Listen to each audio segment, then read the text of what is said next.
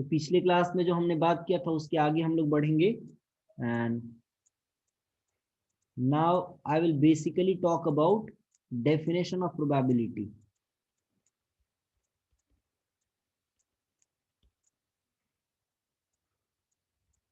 सो classical definition में मैं यहाँ लिख रहा हूँ, ऑल्दो मैंने आपको ये एक्सप्लेन कर दिया है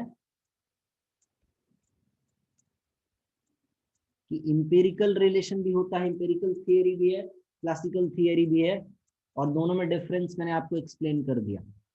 सो यहाँ पे probability of an event define करेंगे, number of outcomes in favour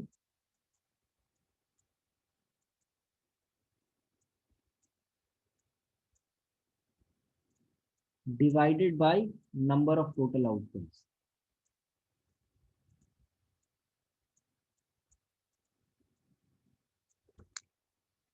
कुछ और छोटे छोटे डेफिनेशंस हैं, उसको भी हम लोग ध्यान देंगे। और एक और बात, किसी भी इवेंट का प्रोबेबिलिटी 0 से 1 के बीच में ही रहेगा। प्रोबेबिलिटी कभी भी 0 से नेगेटिव नहीं हो सकता, और प्रोबेबिलिटी कभी भी 1 को एक्सीड नहीं कर सकता। जिस भी इवेंट का प्रोबेबिलिटी 0 हो, ऐसे इवेंट को बोलते हैं इम्पॉसिबल इवेंट।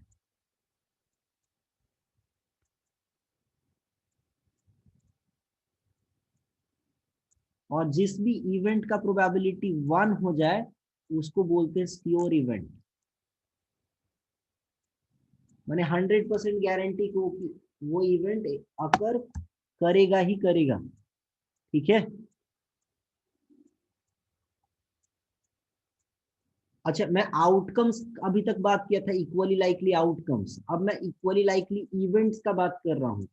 अगर दो इवेंट्स का प्रोबेबिलिटी इक्वल हो जाए, probability of E1 is equal to probability of E2 अगर हो जाए, तो E1 and E2 are said to B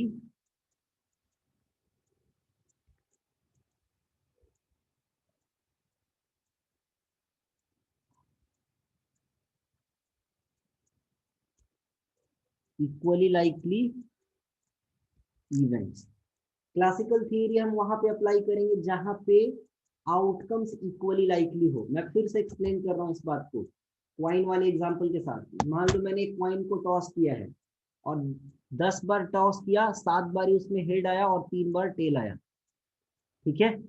अगर क्वाइन अनबायस्ड है, क्वाइन अनबायस्ड है, तो 11वीं बार में हेड आने की प्रोबेबिलिटी 1/2 होगा, क्योंकि हेड आ सकता है या टेल आ सकता है एक आउटकम फेवर में, और टोटल 2 आउटकम, तो 1/2 हो जाएगा। बट अगर ये क्वाइन बायस्ड है, तो हेड और टेल जो आउटकम है वो इक्वली लाइकली आउटकम्स नहीं है।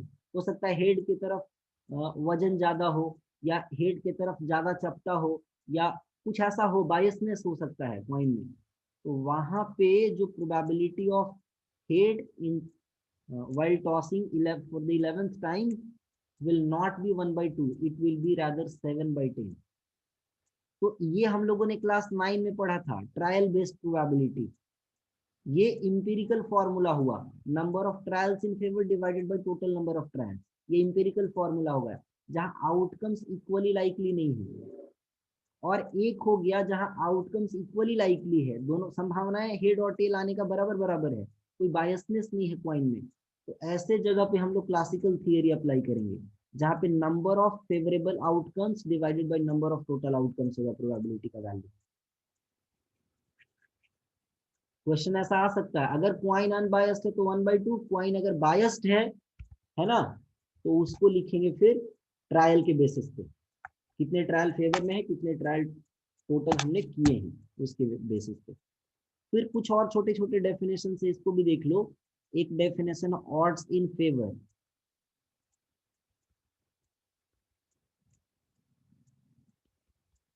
ऑड्स इन फेवर, तो इसको बोलते हैं, इसको डिफाइन करते हैं, नंबर ऑफ फेवरेबल आउटकम्स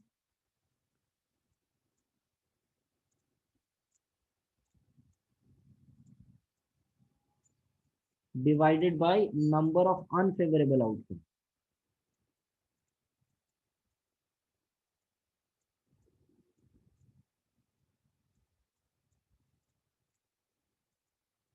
और फिर ऑड्स अगेंस्ट फेवर एक होता है, ऑड्स अगेंस्ट फेवर।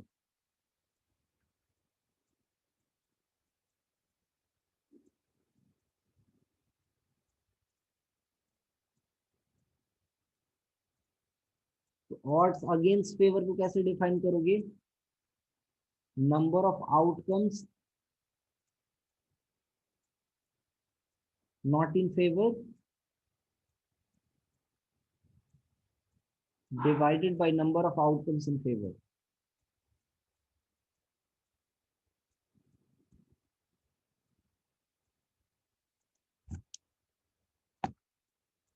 ठीक है, तो इसको ऐसे बोल सकते हो, number of outcomes in favour divided by number of outcomes not in favour. तो नॉट इन फेवर को ई डैश से रिप्रेजेंट कर सकते हो, ई डैश ई का कॉम्प्लीमेंट हो गया, और यहाँ पे डिफाइन कर सकते हो ई dash by E.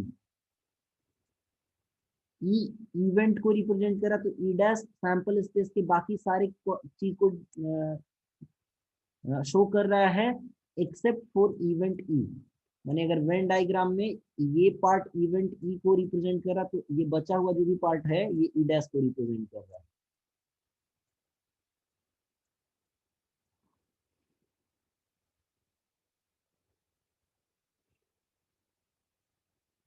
Let's see some questions. इसमें परम्यूटेशन कॉम्बिनेशन का यूज भी होगा प्रोबेबिलिटी चैप्टर में, तो थोड़ा बहुत परम्यूटेशन कॉम्बिनेशन का आइडिया रहना चाहिए गिनने के लिए, काउंट करने के लिए। जैसे मान लो एक किसी इवेंट के लिए उसका प्रोबेबिलिटी दिया हुआ 2/7, ठीक है। Find probability of E dash, पहला। दूसरा फाइंड आउट करना है ऑड्स इन फेवर, और तीसरा फाइंड आउट करना ऑड्स अगेंस्ट फेवर।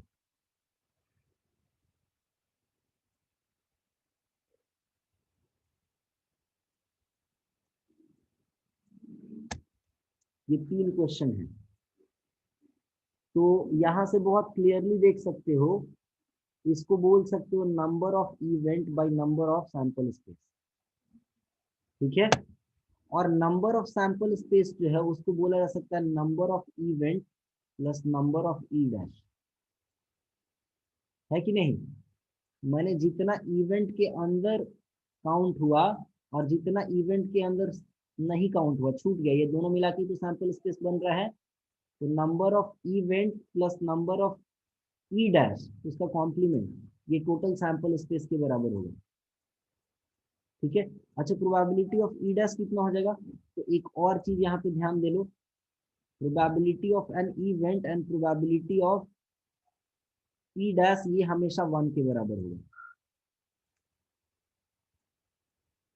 क्योंकि इसमें मान लो 0.3 प्रोबेबिलिटी आ गया, तो इसका प्रोबेबिलिटी जो बच गया नंबर ऑफ सैंपल स्पेस में से जो बच गया, तो ये 0.7 रह जाएगा, समझ लो। मान लो जैसे टोटल 10 आउटकम है, 3 इवेंट के अंदर है, तो 7 बच गया इवेंट के बाहर। तो अगर ई का प्रोबेबिलिटी 3/10 हुआ, तो बाकी का प्रोबेबिलिटी 7/10 हो जाएगा, जोड़ोगे तो 1 के बराबर हो जाएगा। तो probability of E and probability of E dash को ऐड करोगे तो हमेशा ही 1 के बराबर आएगा, ठीक है। ये कॉम्प्लीमेंट का प्रॉपर्टी है। तो यहाँ से बोल सकते हो ये प्रोबेबिलिटी ऑफ ई डैश कितना हो जाएगा, 1 माइनस प्रोबेबिलिटी ऑफ ई के बराबर, और इसको लिख सकते हो 1 minus 2/7 which will be equal to 5/7। ना ऑड्स इन फेवर का मतलब कितना हो जाएगा, सोचो ऑड्स इन फेवर कितना, ऑड्स इन फेवर कितना हो जाएगा, बता सकते हो? 2/5। Very nice, 2/5। क्यों ऐसा सोचो, odds in favour number of event bye number of E dash लिखना है। ऐसा भी तो कर सकते हैं ना, number of E divided by number of sample space, दोनों में सैंपल स्पेस से डिवाइड कर दो, ऐसा भी तो कर सकते हैं। तो इसको ऐसा भी लिख सकते हैं कि probability of event by probability of E dash, number of N E by N E dash की जगह पी बाई पी डैश भी लिख सकते हैं। तो पी कितना है, 2/7, और ये हो गया 5/7, तो आंसर हो जाएगा 2/5। सिमिलरली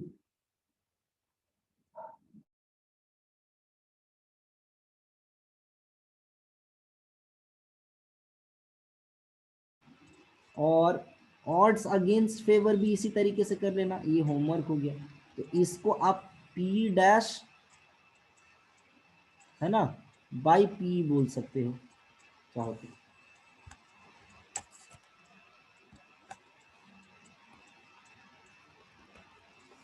चलो नेक्स्ट क्वेश्चन पे आ जाते हैं। किसी इवेंट के लिए ऑड्स इन फेवर ये दिया हुआ है,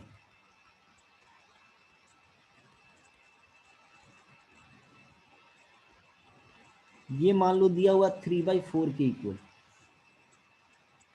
तो पहला पता करना है ऑड्स अगेंस्ट फेवर कितना होगा।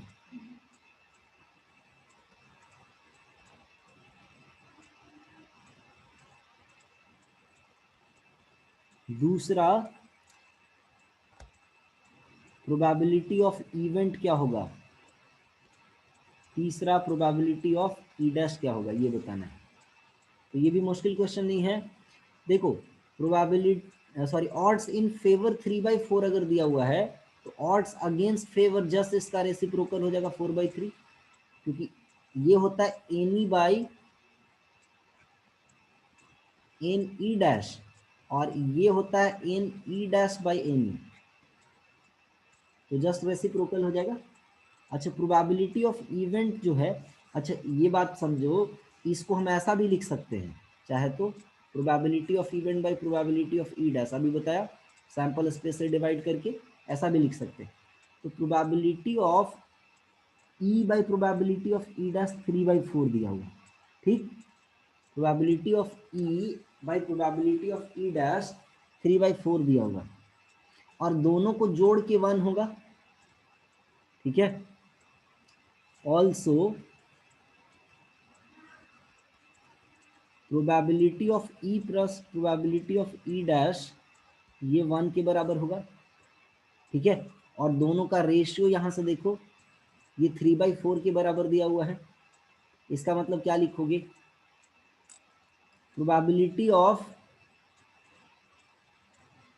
बांटना आता है, जैसे मान लो आपके पास 10 रुपए है और एक 2:3 रेशियो में डिवाइड करना, मान लो इस क्वांटिटी को, मान लो ये पर्सन एक्स को मिलने वाला है, ये पर्सन वाई को मिलने वाला है, जितना पर्सन एक्स को मिला और पर्सन वाई को मिला वो 2:3 रेशियो में। तो इसको क्या करते हैं 10 इंटू 2/2 + 3, ये एक्स को मिल गया, और 10 इंटू 3/2 + 3 ये वाई को मिल गया, अगर डायरेक्ट करना है तो ये आंसर हो जाएगा। कहने का मतलब हो जाएगा कि ये 4 हो जाएगा और ये 6 हो जाएगा, डायरेक्ट ऐसा कर सकते हैं। तो ये कॉन्सेप्ट अगर लगाओगे तो तुरंत बन जाएगा। मैंने क्या, probability of E by probability of E dash 3/4 दिया हुआ और प्रोबेबिलिटी ऑफ ई निकालना है तो 1 को डिवाइड करना है 3:4 रेशियो में, ठीक है। तो प्रोबेबिलिटी ऑफ ई जो है वो कितना होगा ये सोचना है, प्रोबेबिलिटी ऑफ ई डैश कितना होगा। नहीं समझ में आ रहा तो इसको डायरेक्ट ऐसे कर सकते हो, इसको यहाँ क्रॉस मल्टीप्लाई कर दो, ठीक है। तो ये प्रोबेबिलिटी ऑफ ई हो गया, plus probability of E dash की जगह लिख सकते हो 4 times probability of E by 3। देख लो ध्यान से, यहाँ से लिख सकते हो ना, probability of E dash is equal to 4 times probability of E divided by 3। यहाँ से क्रॉस मल्टीप्लाई करोगे यहाँ तो, और यहाँ क्रॉस मल्टीप्लाई करोगे तो ये चीज यहाँ पे यूज कर लो, यहाँ पे यूज कर लिया इसके जगह पे, तो ये कितना हो जाएगा 7 times probability of E by 3 is equal to 1, यानी probability of E is equal to 3/7। वही चीज मैं यहाँ आपको बता रहा हूँ कि 3/4 है ना, probability of E by probability of E dash 3:4 ratio में डिवाइड करना है, तो 3 और 4 को ऐड कर दो 7 हो गया, और ई के फेवर में 3 है, ई के करस्पॉन्डिंग 3 है, नहीं देख रहे हो, ई के करस्पॉन्डिंग 3 है और टोटल 3 + 4 7 समझो, तो ये 3/7 हो गया। और ई डैश कितना हो जाएगा, तो इसके करस्पॉन्डिंग यहाँ 4 है और टोटल 3 + 4 7 हो गया, तो ये 4/7 हो गया। समझ रहे हो, तो इस तरीके से करोगे तो जल्दी बन जाएगा। जैसे मान लो अगर, फिर से मैं एक बात बता रहा हूँ, ये फास्ट कैलकुलेशन के लिए, अगर प्रोबेबिलिटी ऑफ मान लो E by probability of E dash, let's say ये 3/7 दिया हुआ है, और आपसे अगर कोई पूछे कि प्रोबेबिलिटी ऑफ ई कितना होगा, तो मैं इसके करस्पॉन्डिंग देखूंगा 3 है, और टोटल 3 + 7 हो गया 10, तो ये 3/10 हो जाएगा। प्रोबेबिलिटी ऑफ कोई अगर ई डैश पूछ लिया, तो ई डैश के करस्पॉन्डिंग ये 7 है, और टोटल हो गया 3 + 7, तो ये 7/10 हो जाएगा। यानी शॉर्टकट लग गया है, और नहीं तो मेथड से करना है तो ये यूज करना, probability of E plus probability of E dash is equal to 1, और ये रिलेशन यहाँ से क्रॉस मल्टीप्लाई करके यूज करना, तो आ जाएगा आंसर।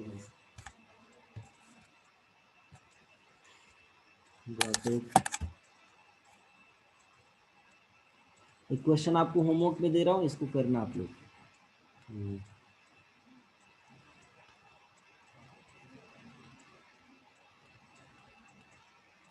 ऑड्स अगेंस्ट फेवर जो है वो दिया हुआ है आपका 7/6, probability of E, probability of E dash, ये पता करना है कितना होगा।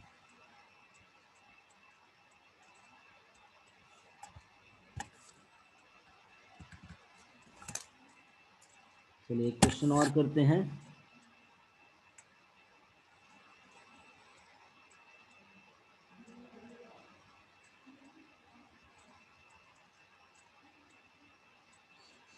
अच्छा, आपको कार्ड्स के बारे में तो पता है ना, आप लोगों ने ये पढ़ा हुआ होगा, फिर भी मैं एक बार बता दे रहा हूँ। प्लेइंग कार्ड्स जो होता है, इसमें 52 कार्ड्स होते हैं टोटल। इसमें टोटल 52 कार्ड्स होते हैं, आप लोगों ने पढ़ा होगा। और इसमें 2 कलर के कार्ड्स होते हैं। रेड कलर का कार्ड होता है 26, और ब्लैक कलर का कार्ड होता है 26। और हर एक कलर में 2 सूट्स होते हैं, हर एक कलर में 2 सूट्स होगा। तो रेड कलर में होता है हार्ट एंड डायमंड,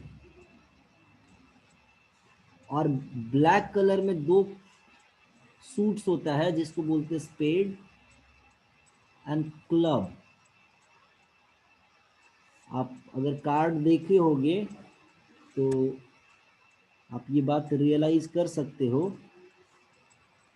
हार्ट जो है वो कुछ इस तरीके का रहेगा रेड कलर में,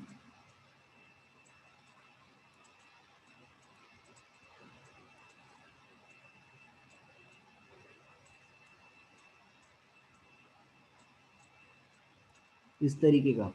और डायमंड जो है इस शेप का रहेगा।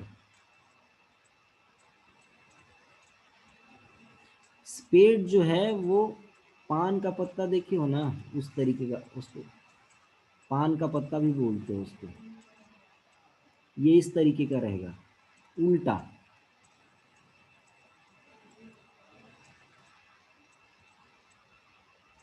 इस तरीके का रहेगा कुछ। और क्लब जो है, ये थोड़ा मैं डायग्राम बनाने में नहीं ठीक बना।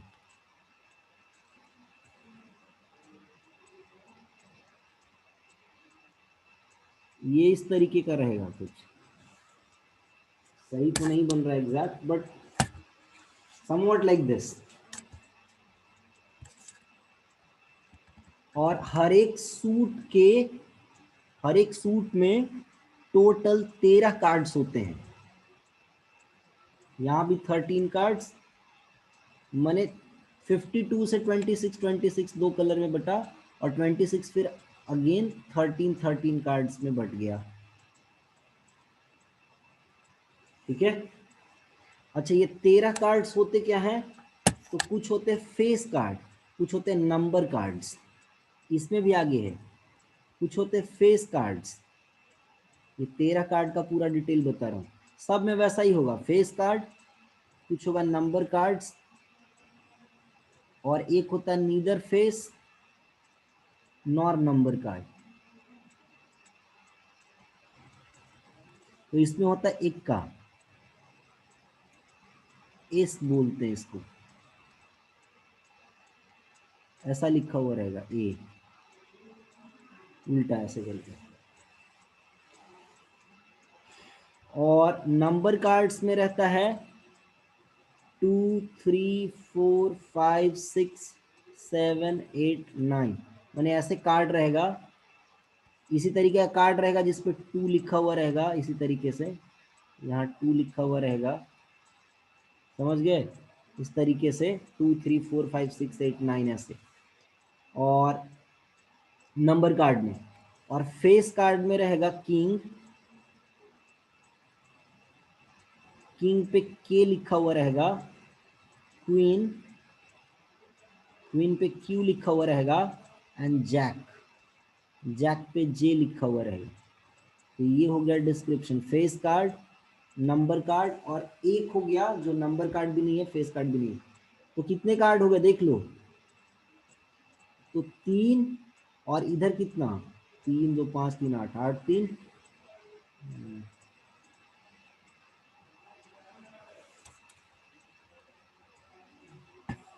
अच्छा ये 9 तक नहीं जी, 10 तक रहेगा, सॉरी ये 10 तक। तो 3 हो गया फेस कार्ड, ठीक है, 9 हो गया नंबर कार्ड, 3 और 9 12, और एक हो गया ना ही नंबर ना ही फेस कार्ड, ये सब में होगा, ये 13 कार्ड जो है सब में इसी तरीके से होगा, 3 फेस कार्ड, 9 नंबर कार्ड, और एक सब में, है ना, किंग क्वीन जैक 2 3 4 5 6 7 8 9 10, और इक्का, 1 की जगह इक्का होता है, ठीक है। तो इस तरीके से पूरे डिस्ट्रीब्यूशन है। अब देखो अगर आपसे पूछे टोटल फेस कार्ड कितना, तो हर एक सूट में 3 फेस कार्ड है, मतलब टोटल हो गए 3 into 4 12 face card. Number card अगर पूछे टोटल तो 9 नंबर कार्ड है हर एक सूट में, तो 9 इंटू 4 हो गया 36, ठीक है। कोई अगर पूछे कि किंग कितना होगा, ठीक है, तो 4 किंग होगा हर एक सूट का एक एक, क्वीन कितना होगा तो 4 क्वीन हर एक सूट का एक एक, जैक कितना तो हर सूट का एक एक, इस तरीके से। तो ये आपको याद रखना है, तो क्वेश्चंस में डायरेक्टली पूछेगा आपसे। चलो कुछ क्वेश्चंस प्रैक्टिस करते हैं परम्यूटेशन कॉम्बिनेशन के ऊपर based.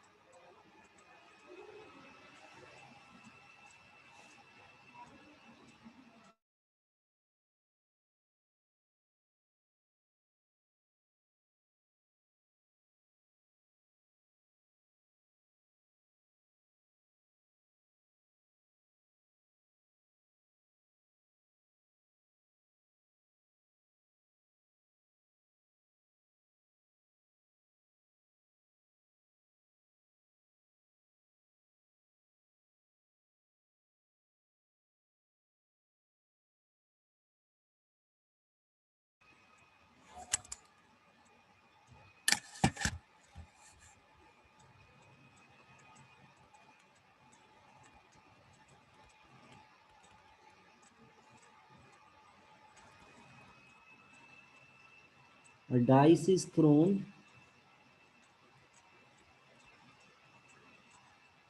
thrice.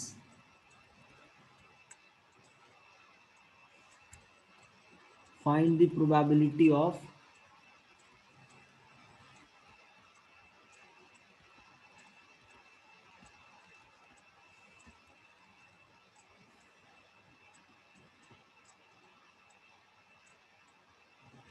numbers getting, find the probability of numbers getting in decreasing order.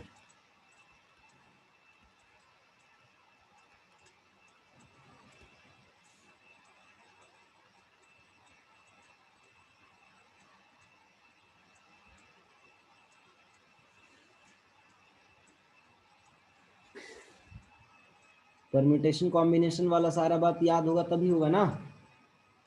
तो जो आउटकम्स हैं उसको जरा ध्यान से देखो, 1 2 3 4 5 6, इसी में से कुछ ना कुछ आएगा, इसी में से कुछ ना कुछ तो आएगा, पहले फर्स्ट थ्रो में, सेकंड थ्रो में, थर्ड थ्रो में, first throw, second throw, third throw, ठीक है। अब ऐसा है कि तीनों बार में अलग अलग नंबर्स आने चाहिए। जरा ध्यान से देखो, डाइस फेंका गया है और ये है कि क्या प्रोबेबिलिटी है कि number we get number in decreasing order. तो हमको अलग अलग डिजिट अलग अलग नंबर्स मिलने चाहिए हर बार, ठीक है। हर बार अलग अलग नंबर मिलने के लिए मान लो मैं 6 में से कोई भी 3 नंबर सेलेक्ट करता हूँ, 6 में से कोई भी 3 नंबर सेलेक्ट कर लिया, तो लेट्स से मैं कोई भी 3 नंबर चूज कर लिया, लेट्स से 2 4 5 मैंने चूज कर लिया फॉर इंस्टेंस। तो इसको फर्स्ट सेकंड थर्ड ऑर्डर में कैसे अरेंज कर सकते हो, कितने तरीके से। अगर मान लो ऑर्डर फिक्स नहीं होना होता तब इसको 3 फैक्टोरियल से अरेंज कर सकते थे, बट चूंकि ऑर्डर फिक्स है, ऑर्डर क्या है, डिक्रीजिंग ऑर्डर में ही आना है। नहीं समझ रहे हो बात, डिक्रीजिंग ऑर्डर में ही आना है। तो इनका ऑर्डर फिक्स हो गया। लेट्स से अगर मैं 2 4 5 सेलेक्ट किया तो पहले बार में 5 आना चाहिए, दूसरे बार में 4 और तीसरे बार में 2। एग्जाम्पल के तौर पे अगर लेट्स से मैंने सेलेक्ट किया 2 4 5, मान लो 6 में से 3 कोई ऑब्जेक्ट मैंने सेलेक्ट किया दैट इज 2 4 5, तो ये ऑर्डर किस में होना चाहिए, 5 4 2 में। तो इतना फेवरेबल आउटकम्स हो जाएगा, इतने तरीके से फेवर में आ सकता है 6C3 से। ये फेवरेबल आउटकम्स हो गया, this is number of favourable outcomes.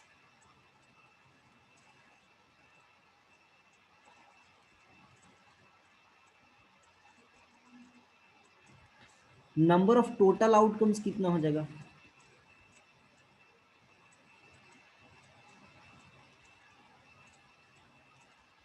Number of total outcomes कितना हो जाएगा। तो पहले बार में 6 में से कुछ भी आ सकता है, दूसरे बार भी 6 में से कुछ भी, तीसरे बार भी 6 में से कुछ भी। तो टोटल 216 आउटकम्स हो सकते हैं। परम्यूटेशन कॉम्बिनेशन का यूज करो तो probability of event will be 6C3/216 answer होगा। परम्यूटेशन कॉम्बिनेशन में ठीक होना पड़ेगा, नहीं तो कैलकुलेशन में प्रॉब्लम हो सकता है फिर।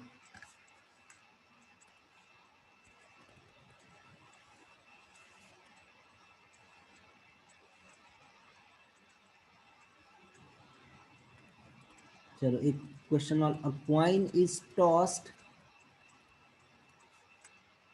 n times,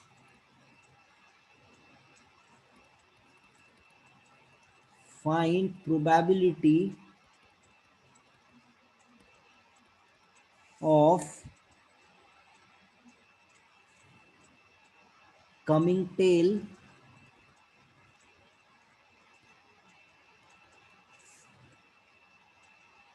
for even number of times।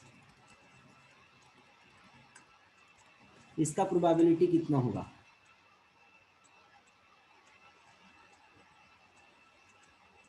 ध्यान से सुनना, इसको कैसे करोगे। n टाइम्स कॉइन को टॉस किया गया है, तो even number of times tail आने के लिए फेवरेबल आउटकम्स क्या क्या हो जाएगा, ध्यान से सुनना।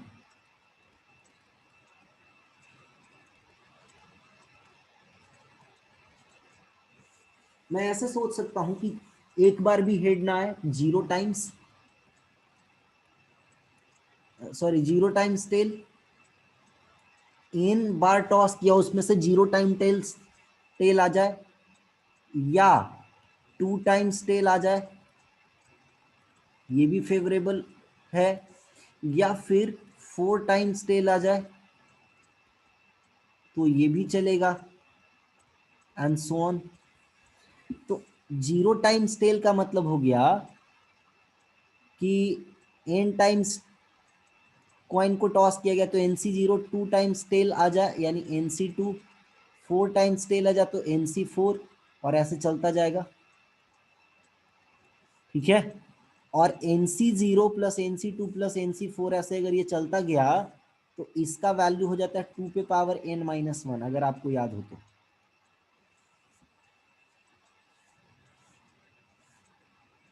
बाइनोमियल अगर आपने पढ़ा है तो ये फॉर्मूला याद होना चाहिए, और अगर बाइनोमियल नहीं पढ़ा है, किसी का छूटा हुआ है, तो ये फॉर्मूला याद कर लो। सब रहता तो 2 का पावर n हो जाता, ये फॉर्मूला याद कर लो, NC1 NC3 ऑड ऑड सिर्फ रहेगा तब भी ये 2 का पावर n माइनस 1 हो जाता है फॉर्मूला। और अगर सब रहे NC0 NC1 से लेके NCn तक तब 2 का power n। NC0 NC1 NC2 से लेकर के NCn तक रहे तब हो जाता है ये 2 का पावर n। तो ये फॉर्मूले याद रखना। तो ये फेवरेबल आउटकम्स हो गया। टोटल आउटकम्स कितना होगा?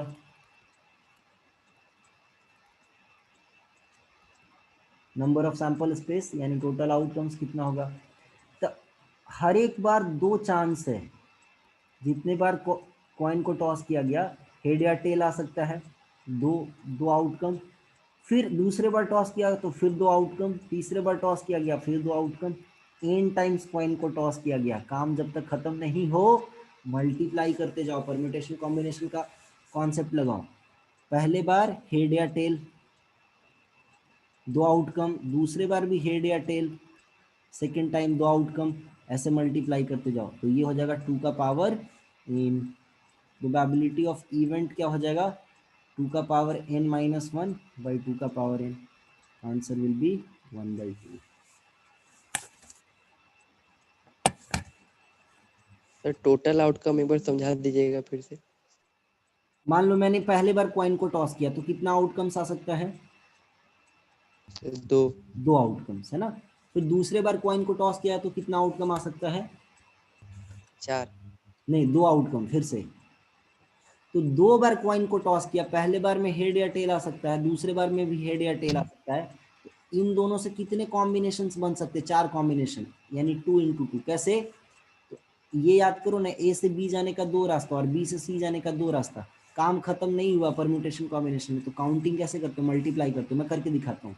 हेड हेड हो गया, head tail, tail head, tail tail, कितना हो गया टोटल बताओ?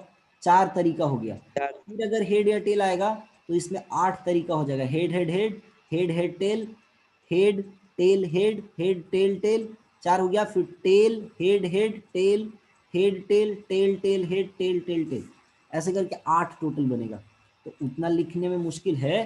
फिर चौथे बार फिर 2 आउटकम आएगा तो उसके साथ कॉम्बिनेशन 16 बनेगा। मैंने 2 है फिर 2 है, तो टोटल कॉम्बिन 2 रास्ता यहाँ से है, 2 रास्ता यहाँ से है, तो टोटल यहाँ से यहाँ पहुँचने का कितना रास्ता? तो करते थे ना, 2 रास्ता यहाँ पे, 2 रास्ता यहाँ पे। काम खत्म नहीं हुआ, मल्टीप्लाई करो, यस सर। Permutation combination. तो यही कॉन्सेप्ट यहाँ पे भी लगा दिए।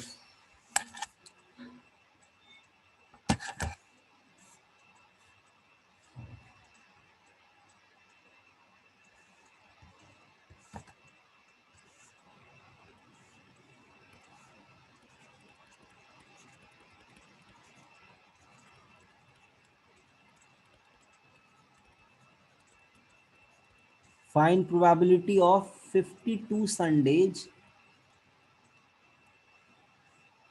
in a leap year। Leap year समझते हो किसको बोलते हैं? Yes yes sir. सर। किसको बोलते हैं लीप ईयर? जिसमें 366 डेज हो। हाँ, 366 डेज है, correct.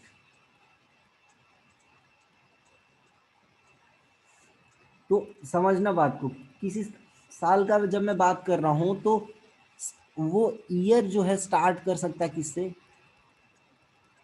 Year starts with,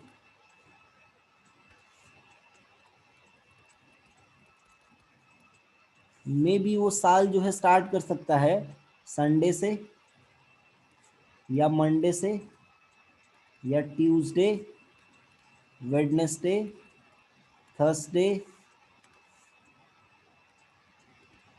Friday या सैटरडे। किसी भी दिन से स्टार्ट हो सकता है, दिया हुआ तो नहीं है क्वेश्चन में।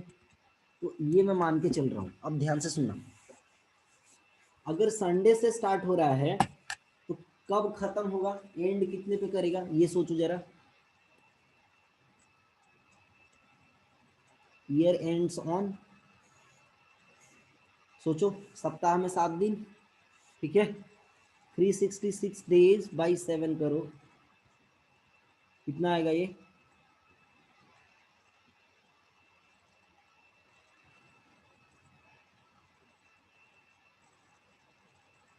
52.2। माने 2 दिन एक्स्ट्रा बचेगा नहीं, तो ईयर में 1 ईयर इज इक्वल टू, साल में लीप ईयर के लिए 52 वीक्स प्लस 2 डेज हो गया, करेक्ट ना? 52 वीक्स प्लस 2 डेज हुआ ना? Yes sir. समझ आ रहा है बात? 52 वीक्स में हो गया 364 डेज, ठीक, और बाकी और 2 दिन बच गया। तो अगर संडे से स्टार्ट किए हैं और कंप्लीट मान लो 52 वीक होता तो कहाँ खत्म होता? सैटरडे पे। एक सप्ताह जब पूरा कंप्लीशन होगा तो कहाँ खत्म होगा? सैटरडे पे, करेक्ट? यस और नो? 52 वीक्स हो गया तो 52 वीक्स का मतलब 52 संडे तो गारंटी है।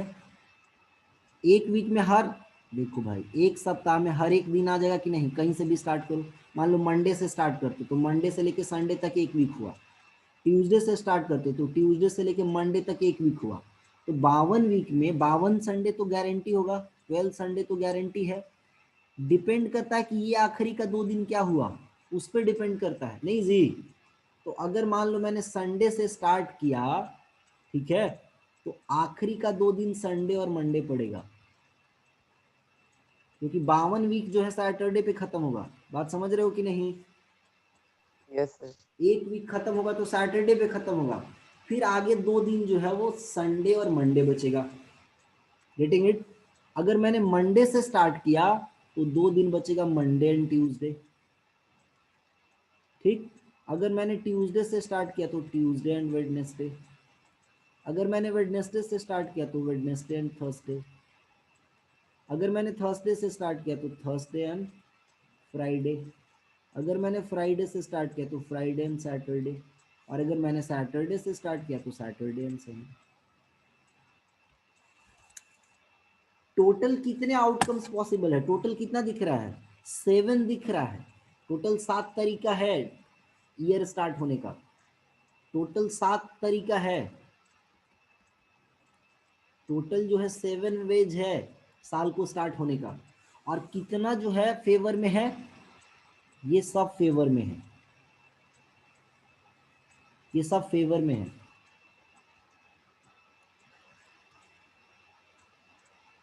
कहीं से भी इसमें देखोगे, अगर मंडे से स्टार्ट हुआ तो मंडे और ट्यूसडे 2 एक्स्ट्रा आएगा, है ना? मंडे 53 हो जाएगा, ट्यूसडे भी 53 हो जाएगा, संडे 50, बाकी सब दिन 52 रहेगा। अगर ट्यूसडे वेडनेसडे लास्ट का 2 दिन बचा तो ट्यूसडे 53 होगा, वेडनेसडे 53 होगा, बाकी सारे दिन 52 हो जाएंगे। तो 5 जो है फेवर में है और 7 है टोटल, तो प्रोबेबिलिटी ऑफ इवेंट कितना हो जाएगा? 5/7। अगर 53 संडे का पूछता तो हो जाता 2/7। समझ रहे हो बात को? तो ये हो गया आंसर। लीप ईयर वाला क्वेश्चन हमको ध्यान में रखना चाहिए, लीप ईयर वाले से मेंस वगैरह में क्वेश्चन कभी कभी पूछ देता है, ठीक है ना? ऐसे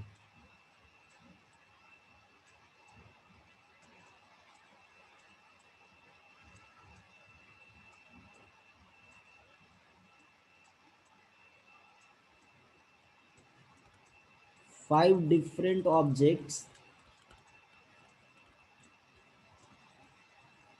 are distributed among 5 different students.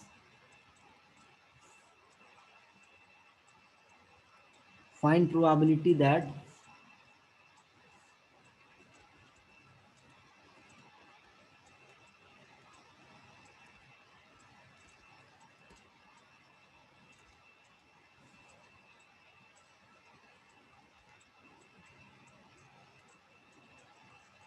each of them gets one object. तो 5 ऑब्जेक्ट था और हर एक को एक एक ऑब्जेक्ट डिस्ट्रीब्यूट किया गया है।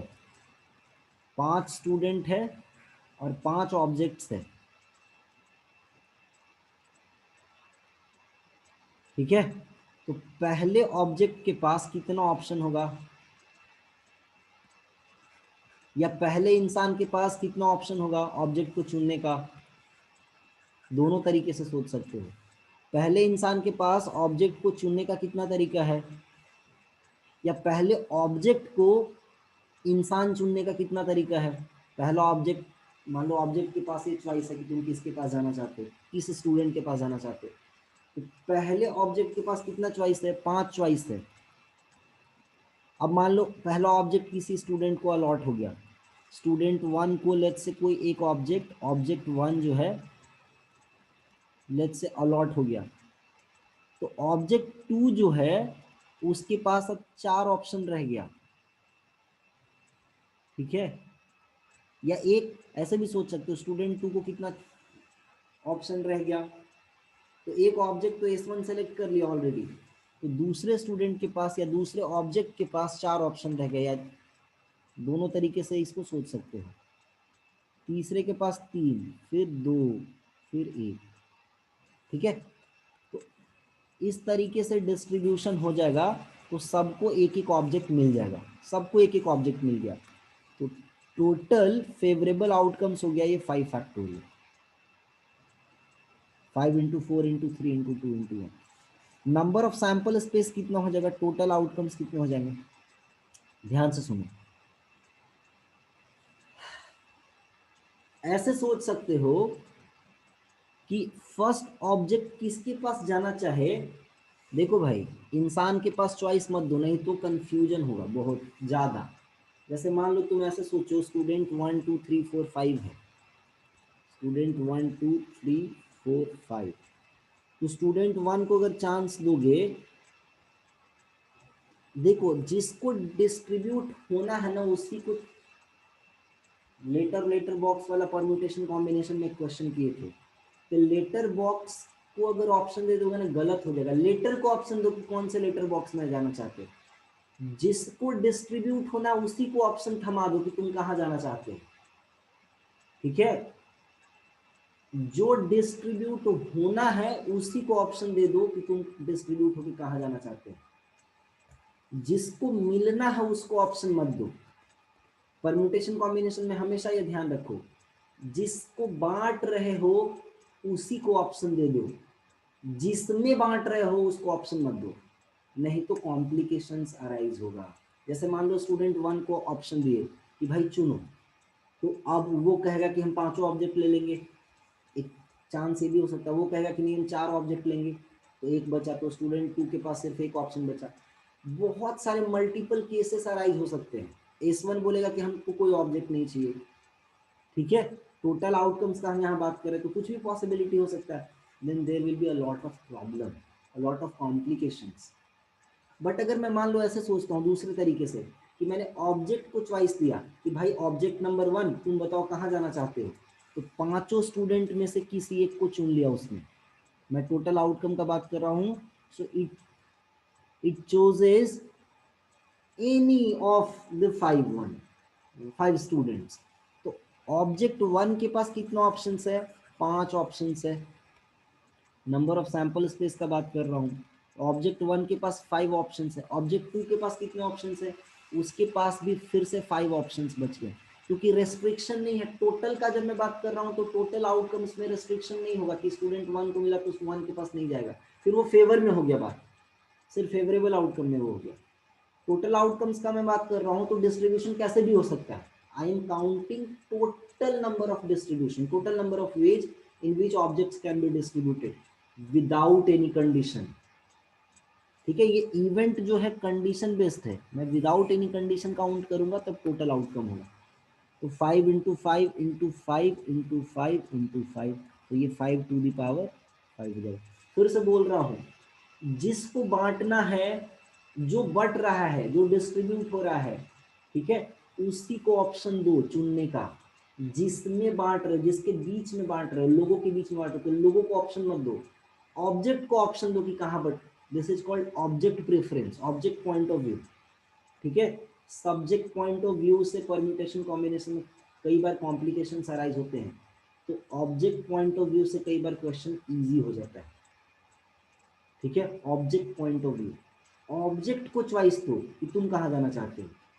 सब्जेक्ट बने क्या, सब्जेक्ट पॉइंट ऑफ व्यू का मतलब हो गया कि जिसको मिलना है वो डिसाइड करेगा कि हमको क्या चाहिए, नहीं तो इसमें पीएनसी में दिक्कत हो जाएगा। परम्यूटेशन का काउंटिंग में बहुत कॉम्प्लिकेशंस आ जाएगा, ध्यान देना इस बात को, बहुत इंपॉर्टेंट बता रहा हूँ। लेटर और लेटर बॉक्स वाला परम्यूटेशन कॉम्बिनेशन में क्वेश्चन किए थे, उसी टाइप का है ये। तो प्रोबेबिलिटी ऑफ इवेंट कितना हो जाएगा, 5 फैक्टोरियल डिवाइडेड बाय 5 पे पावर 5, ये आंसर हो गया। तो प्रोबेबिलिटी का क्वेश्चन एक ही लाइन में तो बनना है, समझ आ गया तो, और नहीं समझ आया तो फिर मुश्किल है। सेकेंड क्वेश्चन है at least 1 person get no object, at least one person gets no object, ठीक है। देखो कम से कम एक को कोई भी ऑब्जेक्ट नहीं मिलना चाहिए, तो दो अप्रोच होता है ना, एटलीस्ट वाले में दो approach, constructive approach, destructive approach. At most वाले में दो approach, constructive approach, destructive approach. Constructive माने क्या भाई, at least 1 person should get no object, माने ऐसे कर सकते हो, exactly 1 person gets no object, exactly 2 person gets no object, exactly 3 persons get no object, 4 persons get no object। तो ये केसेस बनेगा बहुत सारा, या टोटल माइनस नन वाला कॉन्सेप्ट, ठीक है। मैंने ऐसे कर सकते हो इसको, total minus all gets one object, सब एक ऑब्जेक्ट मिला, सबको एक ऑब्जेक्ट मिला, ये वाला अगर केस निकाल दो तो क्या बचेगा, सबको एक ऑब्जेक्ट मिला, अगर इसको निकाल दो टोटल में से तो क्या बचेगा, तो जो बच गया उसमें कहीं ना कहीं ऐसा होगा कि सबको एक ऑब्जेक्ट नहीं मिला होगा, सबको एक ऑब्जेक्ट नहीं मिला होगा, तो उसका मतलब हो गया कि उसमें से हो सकता है कुछ को कोई ऑब्जेक्ट नहीं मिला हो, एक को उसमें सारे केसेस रहेंगे। हो सकता है एक व्यक्ति को कुछ भी ऑब्जेक्ट ना मिला हो, दो व्यक्ति को कुछ भी ऑब्जेक्ट नहीं मिला हो, 3 पर्सन को कुछ भी ऑब्जेक्ट नहीं मिला हो, 4 पर्सन को हो सकता है कुछ भी ऑब्जेक्ट ना मिला, ये सारी चीजें रहेंगी। लेकिन ये वाला चीज नहीं रहेगा कि सबको एक एक ऑब्जेक्ट मिला है, तो ये हो गया डिस्ट्रक्टिव अप्रोच। कई बार ये ज्यादा बेनिफिशियल होता है परम्यूटेशन कॉम्बिनेशन। परम्यूटेशन कॉम्बिनेशन का यूज है, प्रोबेबिलिटी तो एक लाइन का है, तो ये सारी चीजें जो हैं वो प्रोबेबिलिटी वाली बात नहीं है, पीएनसी वाली बात है, प्रोबेबिलिटी वाली बात है। तो टोटल का अगर हम प्रोबेबिलिटी देखें तो 1 सैंपल स्पेस का ही अगर प्रोबेबिलिटी निकालोगे तो 1, एंड ऑल गेट्स 1 ऑब्जेक्ट का प्रोबेबिलिटी 5 फैक्टोरियल बाई 5 पे पावर 5, ठीक है। Probability of all outcomes is 1, and probability of an event so that all of them gets one object is 5 factorial by 5 to power 5, तो 1 में से उसको उतना हटा दिए, that is 1।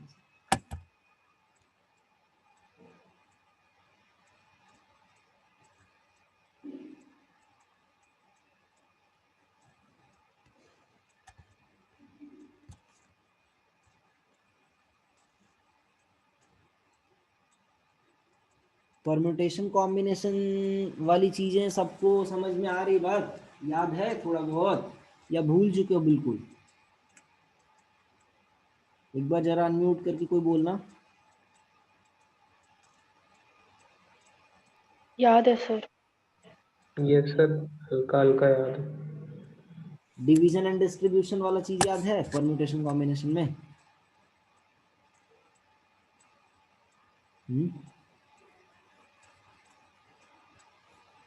नहीं याद होगा तो बड़ा दिक्कत होगा, फिर वो सब क्वेश्चंस नहीं बनेगा।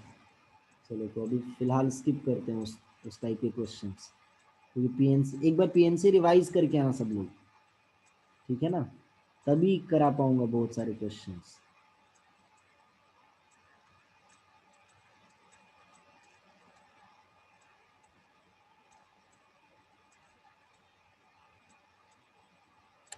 चलो एक क्वेश्चन मैं ट्राई करता हूँ थोड़ा। ए और बी जो है इस सेट से कोई नंबर्स लिया गया है, 1 2 3 4 से लेकर के 10 तक में से ए और बी को सेलेक्ट किया जाता है, और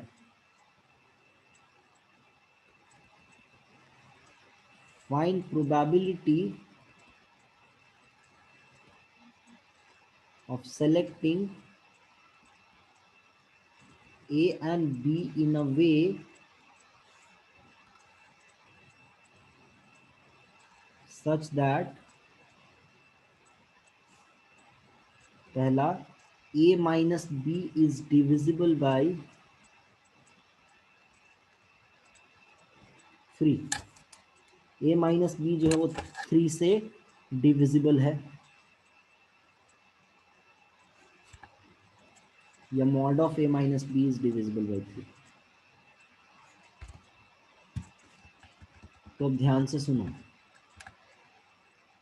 A और B में ऐसा क्या सेलेक्ट करूं कि A माइनस बी जो है वो 3 से डिविजिबल हो जाए। क्या सेलेक्ट करोगे बताओ? ध्यान से सुन, ध्यान से सोचना।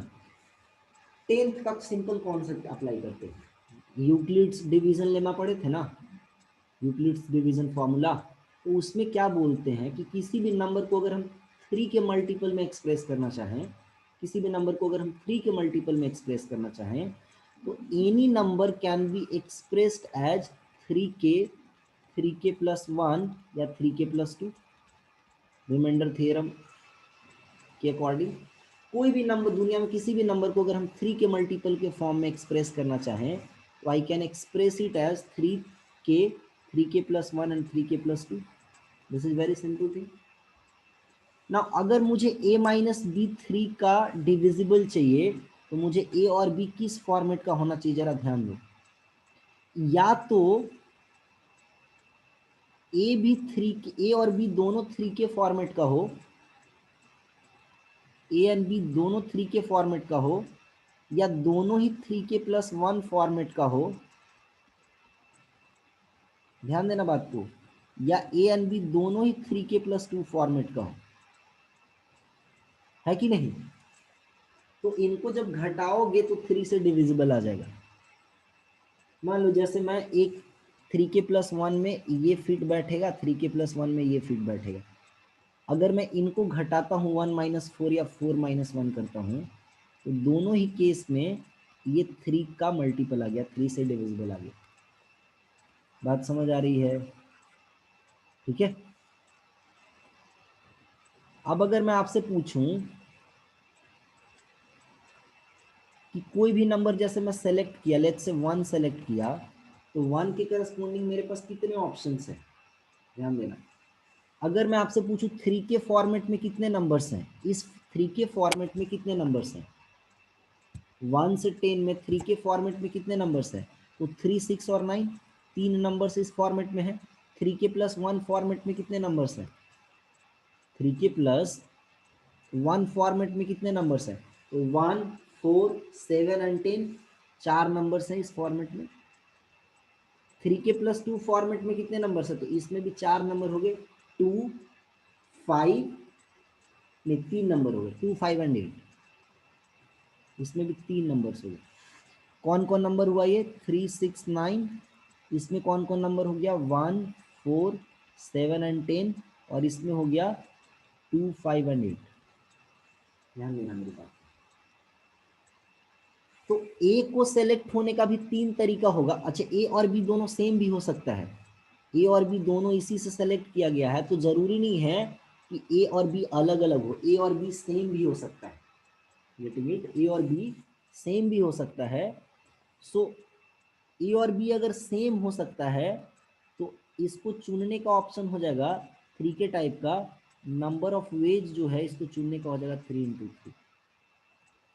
अगर ए और बी दोनों सेम भी हो सकता है, तो जैसे 3, 3, 6, 6, 9, 9 या 3, 6, 6, 3, 3, 9, 9, 3, ऐसा कुछ भी हो सकता है। तो ए चुनने का भी यहाँ 3 तरीका है और बी को भी चुनने का 3 तरीका है। अगर बाई चांस मान लो ऐसा होता कि दोनों नंबर अगर अलग अलग चाहिए होता, दोनों सेम नहीं होता, तब 3 में से कोई 2 नंबर चुनते हम, इसको ऐसे बोलते 3C2। अच्छा, 2 नंबर जो हमने चुना, मान लो 3 और 6, तो इसको अरेंज भी करना पड़ेगा 2 फैक्टोरियल से, क्योंकि एक बार ए का वैल्यू ये, बी का वैल्यू ये, और एक बार बी का वैल्यू ये और ए का वैल्यू ये, तो ये अरेंज भी होता 2 फैक्टोरियल से, अगर ए और बी सेम नहीं चाहिए होता उस केस में। ठीक है, ध्यान देना मेरी बात पे, मैं साइमल्टेनियसली दोनों केसेस को बता रहा हूँ, ठीक है। If A and B are not same then उस केस में वैसा करोगे, नंबर ऑफ वेज यहाँ हो जाएगा 3 × 3। अगर दोनों सेम हो सकता है तो इसमें कितना ऑप्शन बचा, 3k+1 में 4 ऑप्शन है, तो दोनों के लिए 4 × 4, और 3k+2 फॉर्मेट में 3 नंबर्स है, तो दोनों के लिए 3 ऑप्शन है, तो 3 × 3, तो 9 वेज, 16 वेज, फिर 9 वेज, कितना हो गया, 16 9 25, 25 5 30 है 34 वेज टोटल। टोटल आउटकम्स कितना हो गया, तो ए को चुनने का 10 तरीका है और बी को भी चुनने का 10 तरीका है। ए को चुनने का 10 तरीका है, बी को भी चुनने का 10 तरीका है, तो ये हो गया टोटल 100, ठीक है। यानी प्रोबेबिलिटी ऑफ इवेंट कितना हो जाएगा, 34/100। समझ में आई बात, तो ये हो जाएगा 17/50। अगर मैं यही क्वेश्चन कर दूं कि a minus B divisible by 3 but a not equal to B, a not equal to b and a minus b is divisible by 3, अगर ऐसा सोच लें तब क्या हो जाएगा, तो इसमें फिर a एंड b जो सेलेक्ट करोगे 3 के फॉर्मेट में, इसमें नंबर ऑफ वेज कितना हो जाएगा। तो देखो भाई यहाँ पे सुनना मेरी बात को ध्यान से, 3 नंबर्स है यहाँ पे, और इसमें से मुझे 2 अलग अलग नंबर चाहिए होगा, एक नंबर ए के लिए, एक नंबर बी के लिए। तो इसमें से मैं 3C2 कोई 2 नंबर सेलेक्ट कर लिया और उनको मैं 2 फैक्टोरियल से अरेंज कर दिया। क्यों मैं बता रहा हूँ, जैसे फॉर एग्जांपल ए के लिए मैंने 3 चुना और बी के लिए 6, तो वाइस एंड वर्सा, मान लो 2 नंबर 3 और 6 चुना मैंने, तो फिर बी के लिए 3 हो जाएगा, ए के लिए 6, ठीक है। ये 2 फैक्टोरियल का एक्सप्लेनेशन हो गया।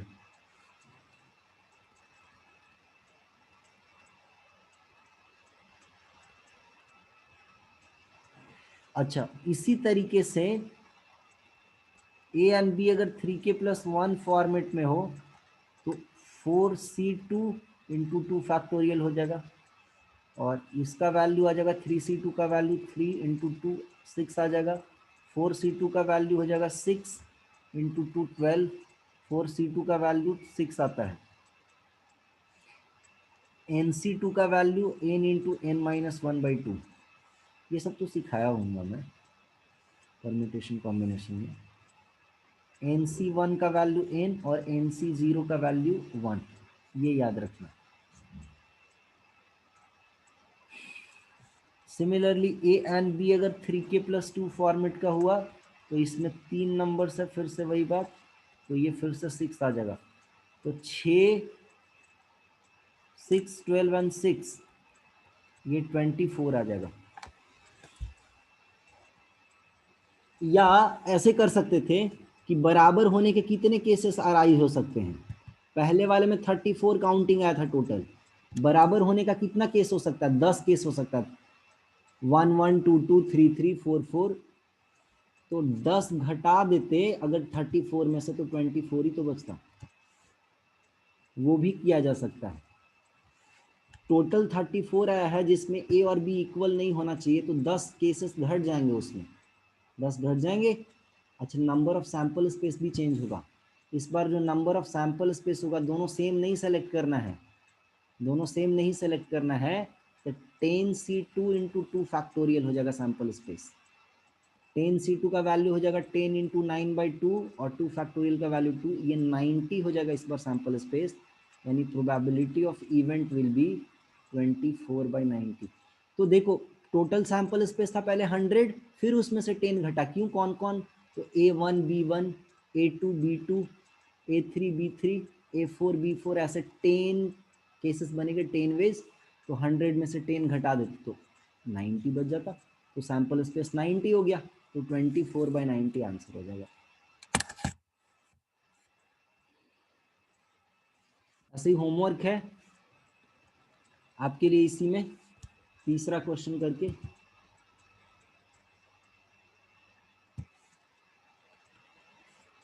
अगर a plus B is divisible by 3 है तब कितना प्रोबेबिलिटी होगा? a और b दोनों सेम भी हो सकता है, और फिर एक अलग अलग केसेस करके लिए भी बनाना, कोशिश करके देखना बनाने का।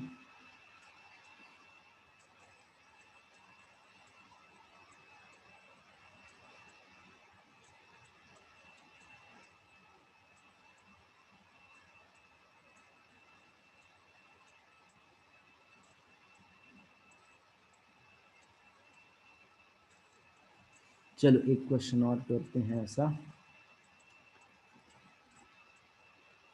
फाइंड, या ऐसे भी,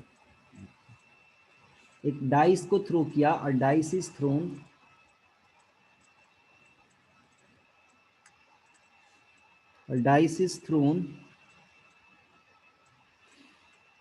in such a way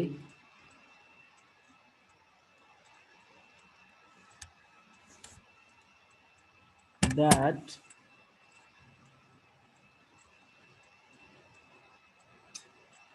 probability of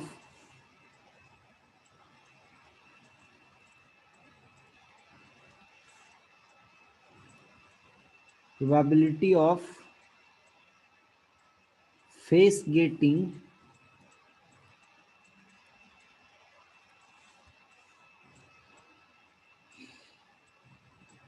number I is directly proportional to I, where I is equal to 1 2 3 4 5 6। यही तो हो सकता है डाइस को फेंका गया तो। फाइंड द प्रोबेबिलिटी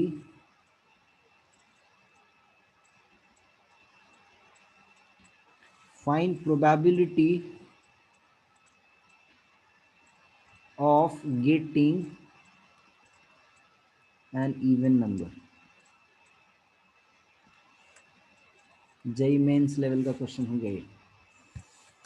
तो यहां पे देखो बायसनेस है डाइस में, आप देखो ध्यान से कि प्रोबेबिलिटी ऑफ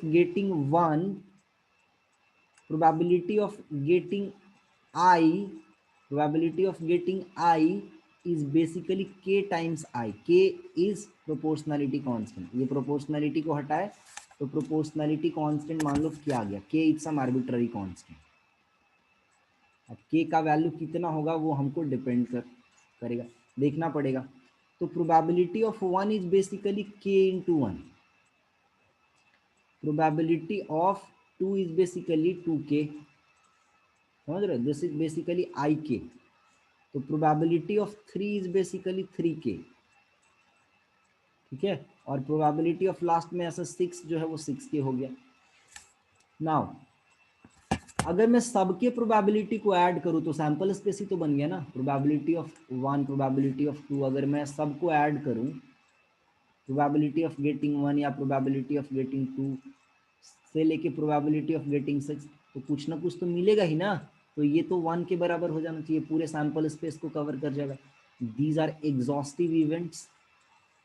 डाइस को फेंकोगे तो 1 आएगा या 2 आएगा या 3 आएगा या 4 आएगा या 5 या 6। तो सबके अगर प्रोबेबिलिटी को ऐड कर दे तो 1 के बराबर हो जाएगा। अच्छा यहाँ पे सबका प्रोबेबिलिटी 1/6 नहीं है, समझ रहे हो बात को। 1 आने का प्रोबेबिलिटी 1/6 नहीं है, 2 आने का प्रोबेबिलिटी 2/6 नहीं। क्यों? क्योंकि यहाँ केस कैसा रहा होगा, डाइस जो है अनबायस्ड नहीं है, बायस्ड डाइस होगा, ठीक है। ये ट्रायल बेस्ड प्रोबेबिलिटी से आया होगा। तो probability of getting 1 is basically k, probability of getting 2 is 2k, 3k, and ऐसे ऐसे करते करते ये 6k, and this is equal to 1। k will be common and this will be 1 plus 2, एक ap बन गया, ये हो गया n into n plus 1 by 2। तो k का वैल्यू यहाँ से आ जाएगा 2/6 इंटू 7, ठीक है, क्रॉस मल्टीप्लाई किए तो, and this will B 1/21। k का वैल्यू हो गया 1/21। Now probability of getting even number,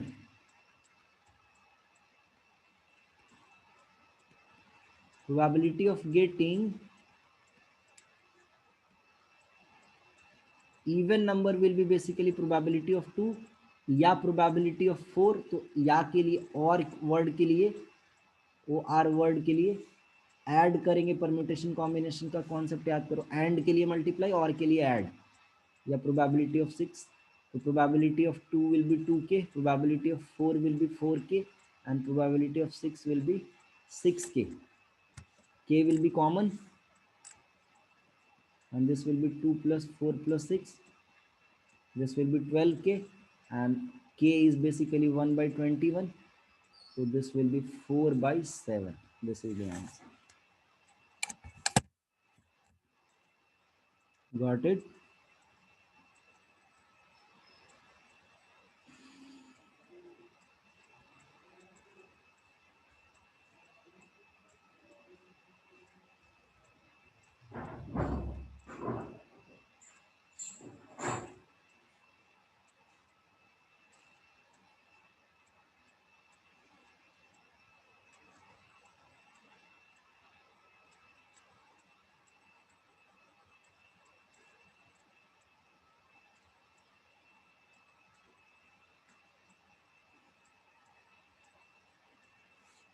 चलिए अब थोड़ा सा हम लोग इन करते हैं कंपाउंड इवेंट्स में।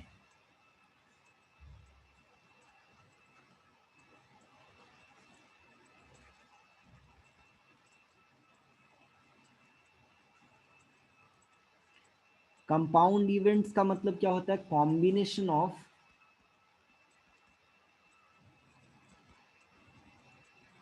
टू और मोर इवेंट्स।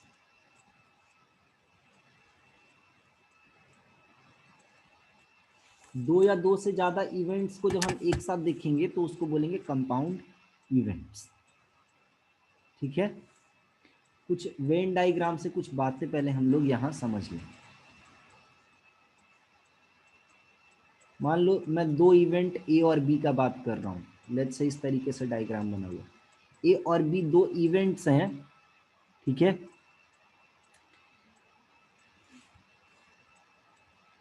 कुछ कुछ बातें समझना। अगर मान लो मैं प्रोबेबिलिटी ऑफ ओनली ए बात कर रहा हूं, ओनली ए, माने इसको ऐसे बात करो ए नॉट बी, इसको ऐसे भी दिखा सकते हो probability of A and not B, माने बी डैश। ये किस एरिया को रिप्रेजेंट कर रहा है? ध्यान देना, इस एरिया को रिप्रेजेंट कर रहा है। Probability of A but not B, probability of A and not B, A intersection B dash को रिप्रेजेंट कर रहा है। ए हो गया ये और बी डैश हो गया इसके बाहर का हिस्सा, बी को छोड़ के, बी डैश का मतलब हो गया ये पूरा हिस्सा। तो ए और बी डैश में अगर कॉमन निकालोगे तो ए का वो हिस्सा आएगा जो बी में नहीं लाई करता है। ठीक है, ये कुछ कुछ रिप्रेजेंटेशन है, इसको समझ लो। ठीक है, इसको क्या बोलोगे? प्रोबेबिलिटी ऑफ ए माइनस ये जो हिस्सा है इसको बोलेंगे ए इंटरसेक्शन बी बेसिकली। तो probability of A intersection B यहां से निकाल दो, माने ए में से वो हिस्सा निकाल दो जो बी में भी लाई करता है। ए इंटरसेक्शन बी का मतलब क्या हो गया? ए और बी दोनों में लाई करता है। तो प्रोबेबिलिटी ओनली ये बोला, not B, A not B, माने ए से वो वाला हिस्सा निकाल दो जो बी में भी लाई करता है। ये कुछ कुछ इंपॉर्टेंट बातें हैं, इसको समझते जाना, सिंबल समझते जाना, बाद में कंफ्यूजन। अगर इसी तरीके से प्रोबेबिलिटी बोला ओनली बी, मैंने probability of B not A, या इसको लिख सकते हो probability of B but not A, probability of B and not A, this is A and this is not A. ठीक है, तो इसको ऐसे समझ सकते हो, ए होना चाहिए एंड बी नहीं होना चाहिए साइमल्टेनियसली। तो इसको क्या लिखोगे? प्रोबेबिलिटी ऑफ बी, बी होना चाहिए पर उस पार्ट को हटा दो जो ए और बी में कॉमन है। तो पहला इंपॉर्टेंट बात तो यहां से समझ गए, कुछ इंपॉर्टेंट बातें हैं पहला। ठीक है, ये डायग्राम से मैंने डिनोट किया।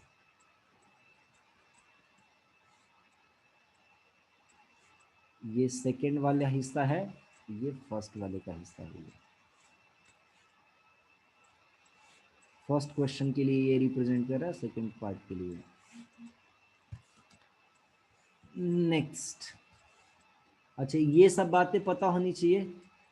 अगर एक वेन डायग्राम लिया से प्रोबेबिलिटी ऑफ, मान लो ये ए है ये बी है, और probability of A union B अगर मैं काउंट कर रहा हूँ तो इसको लिख सकता हूँ probability of A plus probability of B minus probability of A intersection B.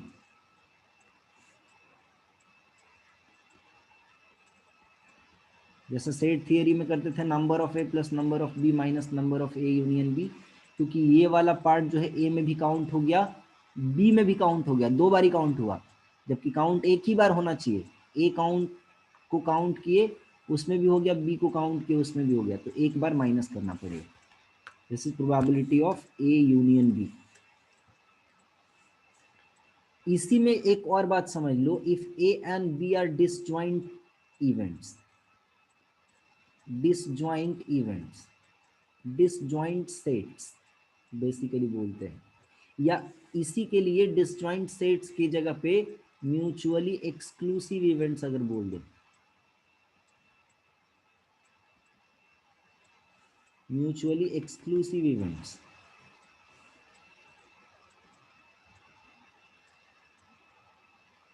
दोनों एक साथ हो ही नहीं सकता है। मैंने सिचुएशन कुछ इस तरीके से हो गया कि ये इवेंट ए है ये इवेंट बी है, एक दोनों एक साथ हो ही नहीं सकते, मैंने ए इंटरसेक्शन बी कभी हो ही नहीं सकता, ये हमेशा 0 आएगा। एक का होना मैंने दूसरा नहीं हो सकता, दूसरे का होना मतलब पहला नहीं हो सकता है, ये गारंटी है इस बात का। अगर इस तरीके से कोई 2 इवेंट्स हैं ए और बी, तो उस केस में probability of A union B direct लिख सकते हो probability of A plus probability of B. उस केस में क्योंकि ए इंटरसेक्शन बी 0 है वहां पे, in that case you can write probability of A union B is equal to probability of A plus probability of B.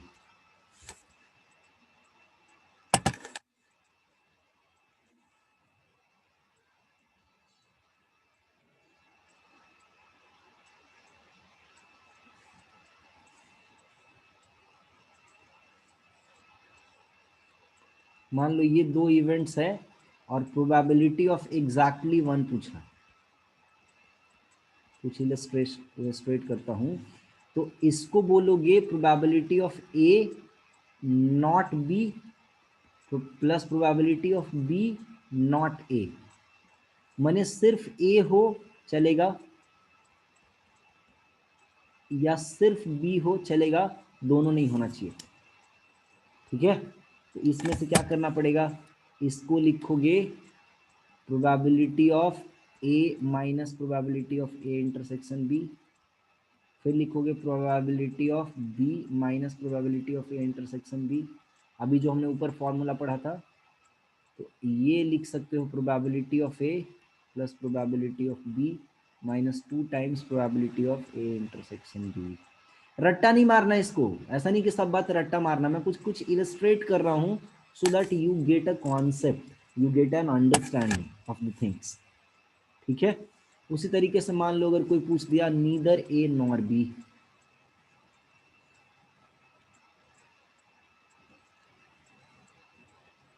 मान लो इस तरीके से 2 इवेंट्स है और पूछ दिया प्रोबेबिलिटी निकालना है नीदर ए नॉर बी, ए भी नहीं चाहिए और बी भी नहीं चाहिए, तो ए भी नहीं चाहिए बी भी नहीं चाहिए, इसका मतलब कौन सा स्पेस हो गया, नीदर ए नॉर बी, तो ये स्पेस हो गया। यानी सैंपल स्पेस में से 1 माइनस कर सकते हो probability of A union B. समझ गए?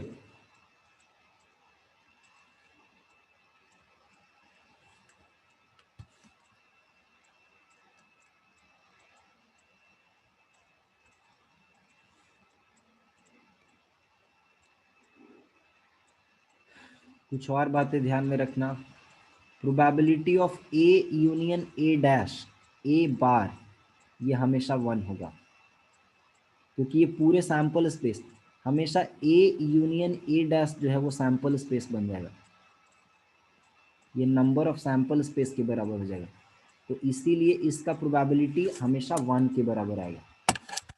ठीक है, और ए डैश बेसिकली ये ऐसा समझो, क्योंकि ए और ए डैश के बीच में कॉमन कुछ भी नहीं है, तो इसको डायरेक्ट ऐसे लिख सकते हैं।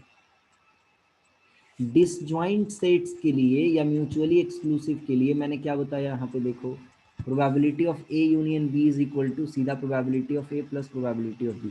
ए इंटरसेक्शन बी वाला पार्ट घटा सकते हैं, क्योंकि ए इंटरसेक्शन बी तो 0 है। उसी तरीके से ए डैश अगर 2 इवेंट्स हैं तो उसके लिए भी उसका इंटरसेक्शन पार्ट तो 0 है। 2 इवेंट्स अगर मान लो ये अगर ए को रिप्रेजेंट कर रहा है, इफ दिस इज रिप्रेजेंटिंग ए, ठीक है, अगर ये ए को रिप्रेजेंट कर रहा है तो इसके बाहर वाला जो हिस्सा है वो ए डैश को ये अगर ए को रिप्रेजेंट कर रहा है तो इसके बाहर वाला ये जो पूरा हिस्सा हो गया है ना, इसके बाहर वाला ये जो पूरा हिस्सा हो गया ये ए डैश को रिप्रेजेंट कर रहा है। समझने वाली बात है, ठीक है।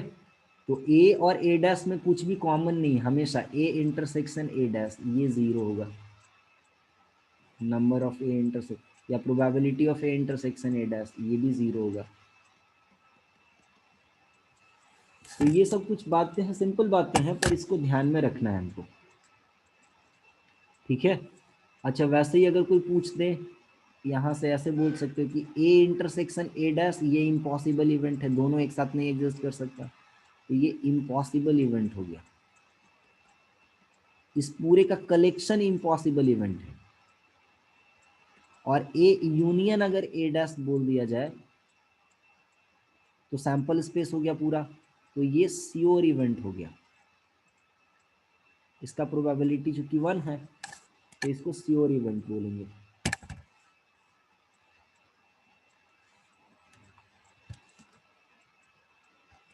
देखते हैं कुछ क्वेश्चंस प्रैक्टिस करते हैं इसके बारे में।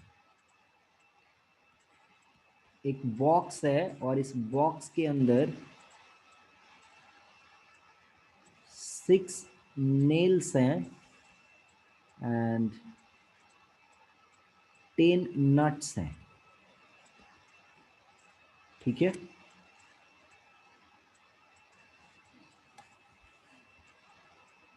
Half of nails and nuts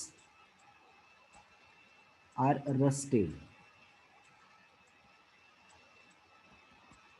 nut bolt वगैरह देखे हो ना, वही है, लंबा वाला जो मटेरियल रहता है उसको नेल्स बोलेंगे, और नट्स जिसको गोल गोल ऐसे घुमाते हो, रिंच से कसते हो। One is chosen at random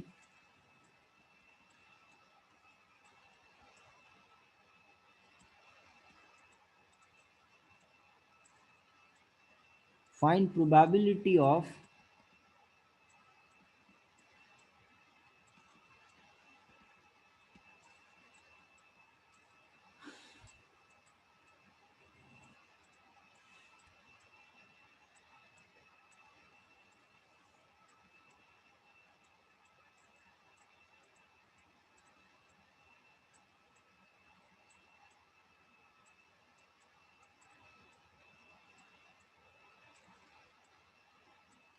find the probability of getting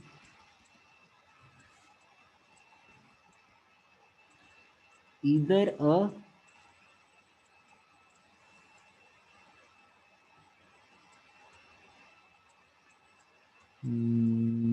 okay,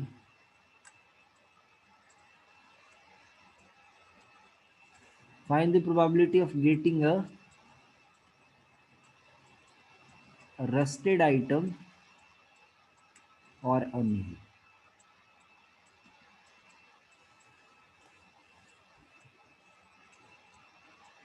इसका आंसर बताना कितना होगा।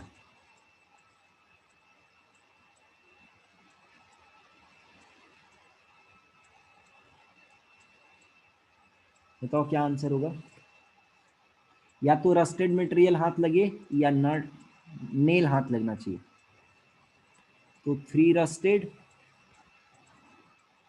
प्लस 3 ओके, इसमें 5 रस्टेड प्लस 5 ओके। तो ये तो खैर इजी है। प्रोबेबिलिटी ऑफ इवेंट क्या होगा, बहुत आसान है। या तो रस्टेड आइटम हाथ लगे, तो आधा मटेरियल रस्टेड है, जिसमें से 8 में से ये कुछ हाथ लग सकता है। देख लो, ये हाथ लग जाए फेवरेबल, ये भी हाथ लग जाए तो फेवरेबल। ठीक है, ये 30 मत समझना जी, ओके।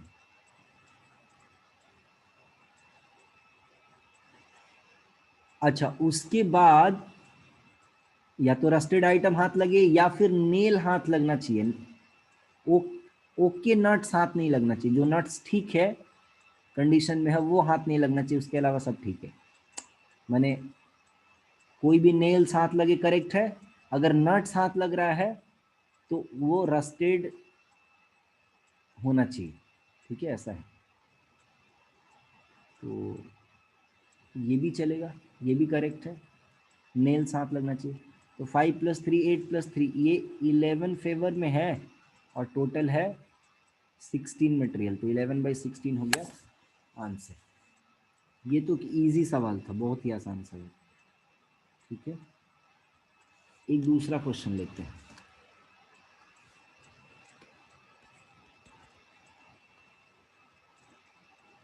ए और बी दो इवेंट्स है, A and B are 2 events.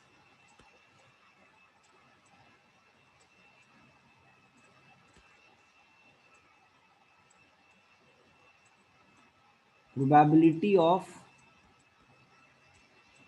at most one of A and B, A and B में से मैक्सिमम 1 एग्जिस्ट करे, इसका प्रोबेबिलिटी क्या होगा, is equal to what. Options आपके 4 दिए हुए हैं।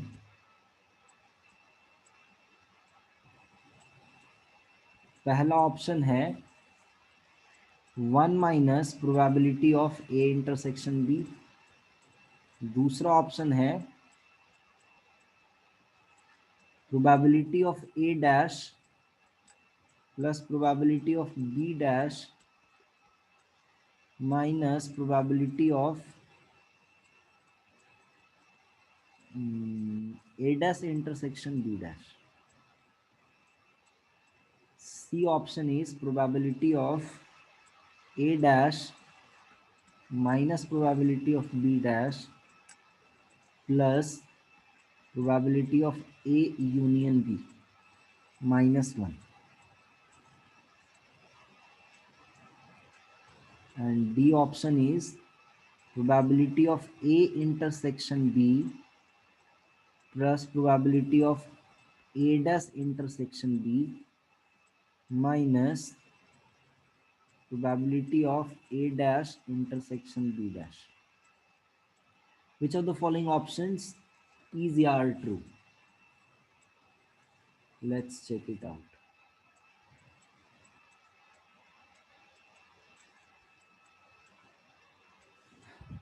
ध्यान से सुनना, समझना बातों को। मान लो ये हमारे पास एक वेन डायग्राम है और इस तरीके से हमारे पास लेट से 2 इवेंट्स हैं A and B. Favourable area कौन कौन सा, पहले इसको ध्यान देना है। फेवरेबल एरिया कौन कौन सा है इसको जरा समझना।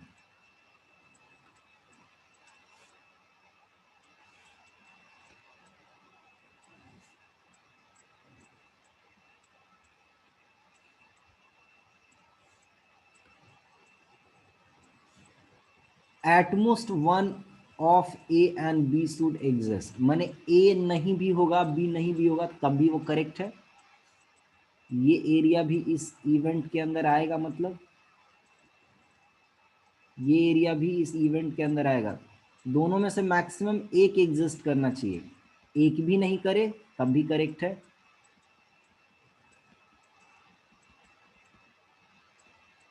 मैक्सिमम एक एग्जिस्ट करना चाहिए दोनों में से, ठीक, ये करेक्ट है।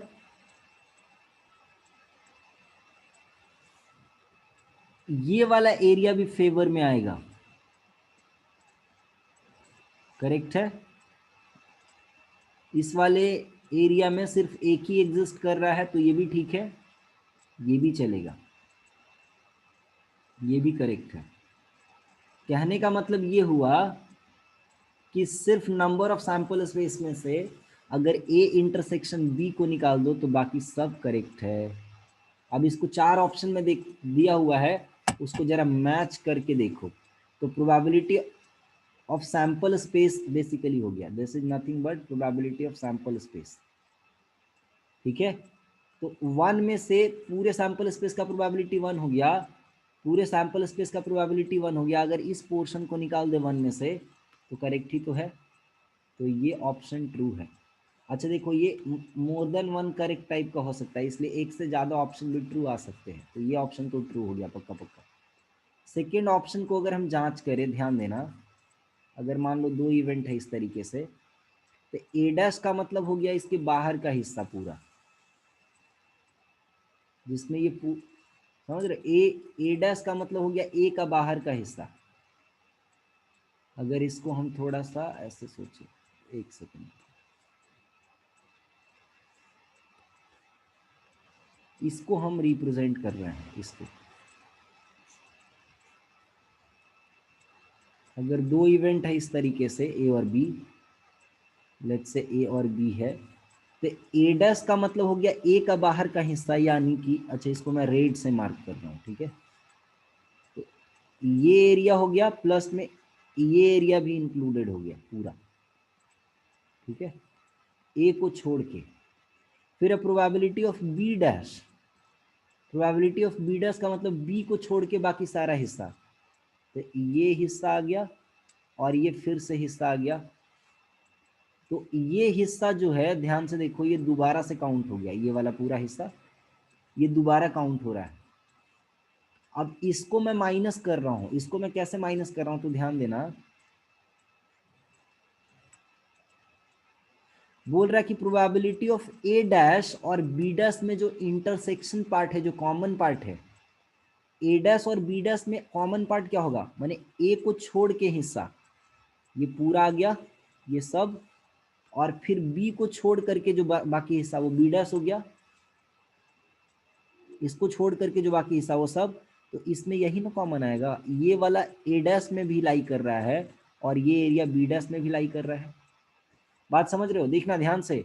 तो सेकेंड ऑप्शन भी करेक्ट है, अगर आप ध्यान से सोचो, फिर से मैं एक्सप्लेन कर रहा हूँ।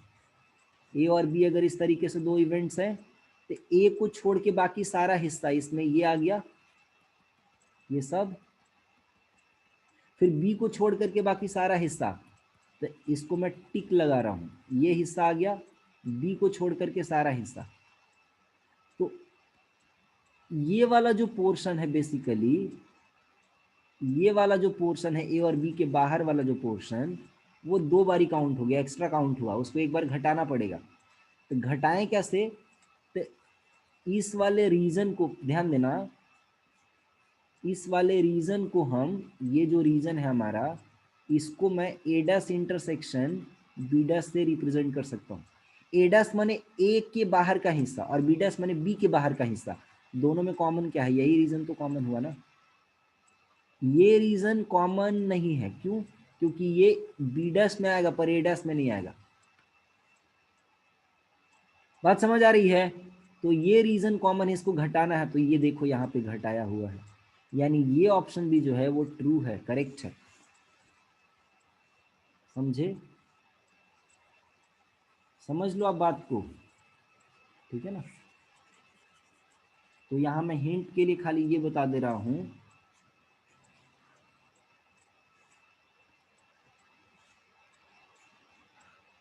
कि अगर इस तरीके से 2 इवेंट्स है और इस वाले एरिया को रिप्रेजेंट करना है, तो इस वाले एरिया को probability of A dash intersection B dash से रिप्रेजेंट कर सकते हैं ना। प्रोबेबिलिटी ऑफ, फिर से देखो, ये इस ऑप्शन को चेक करो, probability of A dash minus probability of B dash बोला है।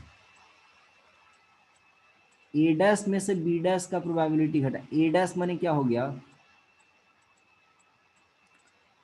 ए डैश का मतलब हो गया ये पूरा एरिया,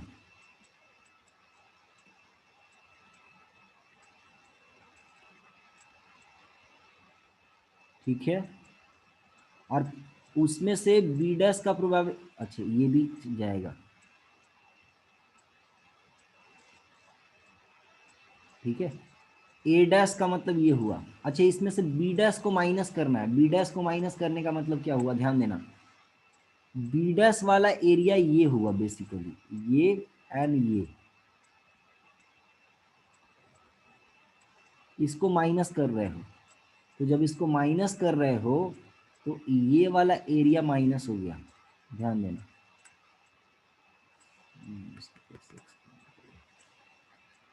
ये एरिया जो है बच्चे आपका माइनस हो गया,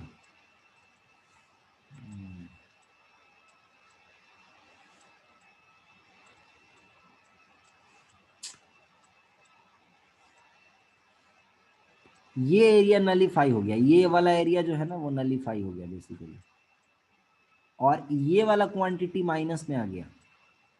फिर उसमें ए यूनियन बी पूरा ऐड करते हो, ए यूनियन बी ऐड करते हो तो ये कंपनसेट होके, पूरा समझना पड़ेगा इसको ना, रुको इसको थोड़ा एक्सपैंड करके लिखते हैं।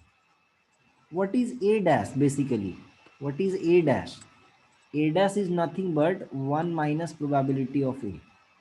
What is b dash, that is 1 minus probability of b. And what is a union b, what is probability of a union b, या 1 माइनस, इसको ऐसे समझो ना, अगर माइनस ऑफ, इसको मैं ऐसे समझता हूँ, अगर मैं माइनस बाहर निकाल देता हूँ कॉमन, तो this will be 1 minus probability of A union B, ठीक है। इस वाले पार्ट को मैं यहाँ एडजस्ट किया हूँ, माइनस मैंने बाहर कॉमन निकाल लिया, तो this 1 and 1 will get cancelled out and this will be pb minus pa, ठीक है। और ये 1 माइनस ये पी ए यूनियन बी जो दिख रहे हो, तो 1 में से अगर पूरा ए यूनियन बी को माइनस कर दो, 1 में से ए यूनियन बी को माइनस कर दो, तो ये बाहर का हिस्सा रह गया, नहीं समझ रहे बात को, ये बाहर का हिस्सा बच जाएगा, ठीक है, ये बाहर का हिस्सा बच गया। इसको माइनस कर रहे हैं किस में से, पीबी माइनस पी ए में से, तो ये आंसर हालांकि नहीं आएगा करेक्ट, ये ऑप्शन गड़बड़ लग रहा है, ये ऑप्शन गड़बड़ लग रहा है, ये ऑप्शन जरा देख लेने दो। अच्छा ये थोड़ा सा मिस्टेक हो गया जी, रुको रुको, यहाँ ऑप्शन में जो है ना प्लस था, ये प्लस था, ये प्लस था, ठीक है ठीक ठीक, अब ये सही हो जाएगा। तो इसको हम लोग लिख सकते हैं 1 minus probability of A plus 1 minus probability of B plus probability of A union B minus 1, 1 and 1 will get cancelled out, ठीक है। सो दिस विल बी 1 1, अगर माइनस कॉमन ले लो तो probability of A plus probability of B minus probability of A union B, ठीक है। और इसको अगर गौर से समझो तो ये कितना, या ए यूनियन बी का भी फॉर्मूला लिख ही दो, एकदम सिंप्लीफाई ही कर देते हैं इसको, ठीक है। तो ये बच गया कितना, 1 minus probability of A minus probability of B, और इसके जगह पे फॉर्मूला लिखो probability of A plus probability of B minus probability of A intersection B, so this probability of a probability of b will get cancelled out and this will be equal to 1 minus probability of a intersection b, जो ultimately option A के बराबर हो गया, option A के बराबर हो गया, so this is also true. Getting it? फिर लास्ट वाले ऑप्शन को भी अगर चेक करोगे तो ये भी करेक्ट आ जाएगा।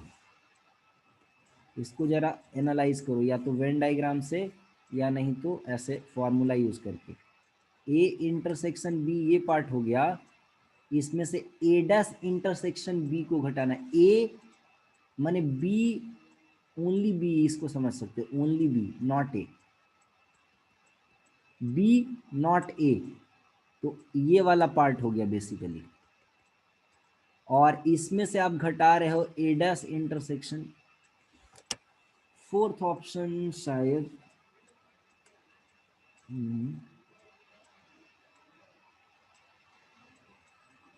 फोर्थ ऑप्शन गड़बड़ है, ये नहीं आएगा क्योंकि इतना ही तो आ रहा है और इसमें से भी इतना पोर्शन पूरा घटाना है। A dash intersection B dash माने ये वाला पार्ट हो गया, इसको पूरा घटाना है, तो कहाँ से हमको रिक्वायर्ड एरिया मिलेगा? नहीं आएगा आंसर। ठीक है, एक क्वेश्चन हुआ ये। चलो नेक्स्ट क्वेश्चन पे आते हैं।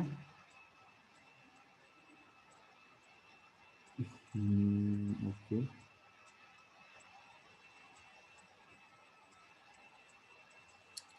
क्वेश्चन है which of them are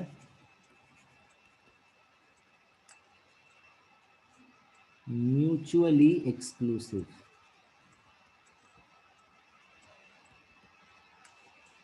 पहला ऑप्शन है, ऑप्शन ए है A intersection B dash and A dash intersection B. B option हो गया ए इंटरसेक्शन बी डैश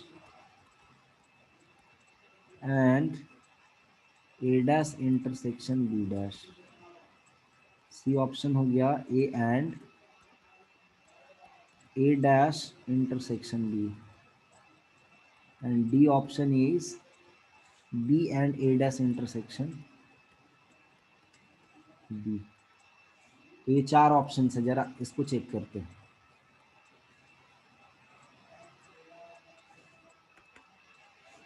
ध्यान देना,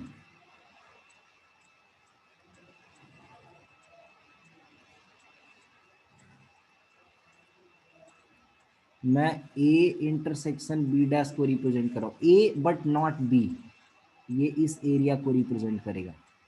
मैं यहाँ पे A डैश इंटरसेक्शन B को, B बट नॉट A, तो ये इस एरिया को रिप्रेजेंट करेगा। अगर दोनों ध्यान से देखो तो yes they are mutually exclusive, there is nothing common in between them. अगर इसको एक डायग्राम में देखो, अगर एक डायग्राम में देखो तो एक का ये पोर्शन आ रहा होगा, दूसरे का ये पोर्शन आ रहा होगा। समझ रहे बात को? तो they of course are mutually exclusive. Second option पे जाते हैं, अगर सेकंड ऑप्शन पे आ जाओ तो ए और बी मान लो इस तरीके से दो इवेंट्स है, तो ए इंटरसेक्शन बी डैश हो गया ये region, this is A intersection B dash, and दूसरा वाला जो इवेंट है वो है A dash intersection B dash, माने ए भी नहीं और बी भी नहीं, तो ए और बी के बाहर का हिस्सा आ गया। ये ए भी नहीं चाहिए और बी भी नहीं चाहिए, तो ए और बी के बाहर का रीजन हो गया। ठीक है, इस तरीके से नॉट ए नॉट बी, तो ये बाहर का हिस्सा। क्या ये म्यूचुअली एक्सक्लूसिव है? ध्यान से देखो, of course they are mutually exclusive, क्योंकि दोनों के बीच कुछ भी कॉमन नहीं है। अगर आप एक ये देखो तो एक पूरा ऐसा इवेंट है, ये बाहर बाहर, ठीक है, और एक इवेंट जो है दूसरा इवेंट वो ऐसा है। ठीक है, तो of course they are mutually exclusive, ये भी करेक्ट है, कुछ कॉमन नहीं है इनके बीच। तीसरा ऑप्शन जरा चेक करो, ए एंड एक इवेंट ये है, ए ये पूरा इवेंट है यहां तक, ये हो गया ए, और दूसरा जो इवेंट दिखा रहा है वो है मान लो कुछ ए डैश इंटरसेक्शन बी, माने बी बट नॉट ए, तो ये पोर्शन है। Of course they are mutually exclusive again, लिख लो, मैंने दूसरा वाला पोर्शन इधर है पूरा, तो कुछ भी कॉमन नहीं है इन दोनों के बीच में, तो yes they are mutually exclusive. And let's check the last option B, एक इवेंट हो गया बी ये पूरा, ठीक है, और ए इंटरसेक्शन ये हो गया, और ए इंटरसेक्शन बी क्या हो जाएगा, ए डैश इंटरसेक्शन बी, माने बी बट नॉट ए, ये वाला हिस्सा आ गया, तो दोनों म्यूचुअली एक्सक्लूसिव नहीं हुआ, देखो ये पूरा पार्ट कॉमन आ जाएगा, they are not mutually exclusive, यानी ये ऑप्शन नहीं है सही, they are not mutually exclusive, इनके बीच में कॉमन रीजन है, दोनों का इंटरसेक्शन अगर लोगे, इन दोनों इवेंट्स का इंटरसेक्शन लोगे तो इतना पार्ट कॉमन आ जाएगा, दिख रहा है, समझ में आ रहा है सबको, यस या नो, अनम्यूट करके बोलो। Yes sir. Yes, sir.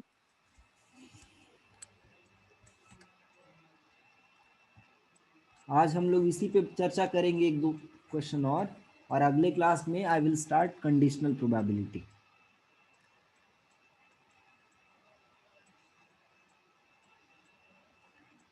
एक क्वेश्चन है, odds in favour is equal to, odds in favor of A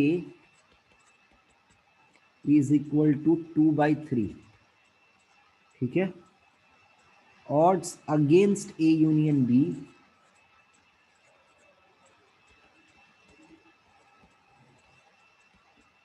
ये दिया हुआ है 1:4, ठीक है, फाइंड करना है range of, find range of probability of B, इसका रेंज पता करना है कितना से कितना हो सकता है। ध्यान देना, इसको हम क्या लिख सकते हैं, ऑड्स इन फेवर को, इसको लिख सकते हैं probability of E divided by probability of E dash is equal to 2/3। यहां से आप देखो, यहां से पक्का पक्का बात समझ लो, प्रोबेबिलिटी ऑफ ई जो हो गया मैंने बताया था पहले ही, 2/2 + 3 हो जाएगा, this will B 2/5, and probability of E dash जो है उसको लिख सकते हो आप 3/2 + 3 एंड दिस विल बी 3/5।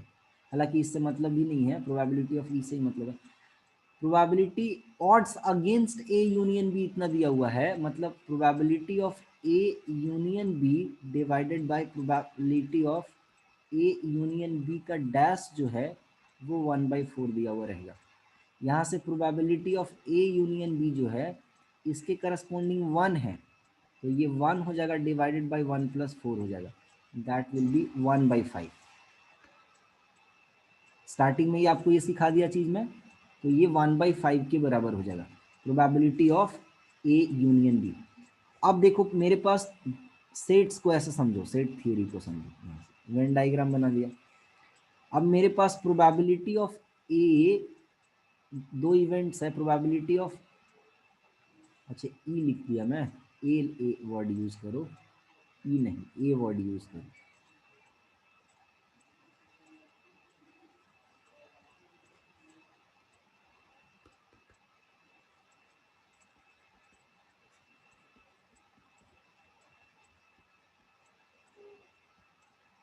तो प्रोबेबिलिटी ऑफ ए जो है, इवेंट ए का प्रोबेबिलिटी वो दिया हुआ 3/5, ये पूरा एरिया को अगर हम इंक्लूड कर दें तो ये 3/5 दिया हुआ है, तो पूरे एरिया का प्रोबेबिलिटी 3/5 के बराबर दिया हुआ है। और ए यूनियन बी का प्रोबेबिलिटी मुझे पता है, प्रोबेबिलिटी ऑफ बी मुझे पता करना कितना होगा, ध्यान देना, probability of A union B को लिखा जा सकता है probability of A plus probability of B minus probability of A intersection B, ध्यान देना। और यहां से मैं बोल सकता हूं probability of B is equal to probability of A union B minus probability of A plus probability of A intersection B, ध्यान देना बात पे। अब ऐसे सोचो कि probability of A union B कितना दिया हुआ है, 1/5 के इक्वल, प्रोबेबिलिटी अच्छा ये सर 4/5 होना चाहिए। सुनो सुनो सुनो सुनो, प्रोबेबिलिटी अगेंस्ट दिया हुआ था ना, ये तो मैंने गड़बड़ कर दिया, एक सेकंड, मिस्टेक हो गया, मिस्टेक। तो ये जो है कुछ ऐसा हो जाएगा, अगेंस्ट दिया हुआ है, तो A union B dash by A union B हुआ, ठीक। तो इसका वैल्यू जो है इसके करस्पॉन्डिंग 4 है, तो 4/1 + 4 होगा, यानी 4/5 हो जाएगा, ठीक है। तो ठीक है, ये हो गया 4/5 माइनस प्रोबेबिलिटी ऑफ ए कितना हो गया 2/5, and what will be probability of A intersection B, तो ए इंटरसेक्शन बी का एक रेंज आएगा, कहां से कहां तक सोचो जरा,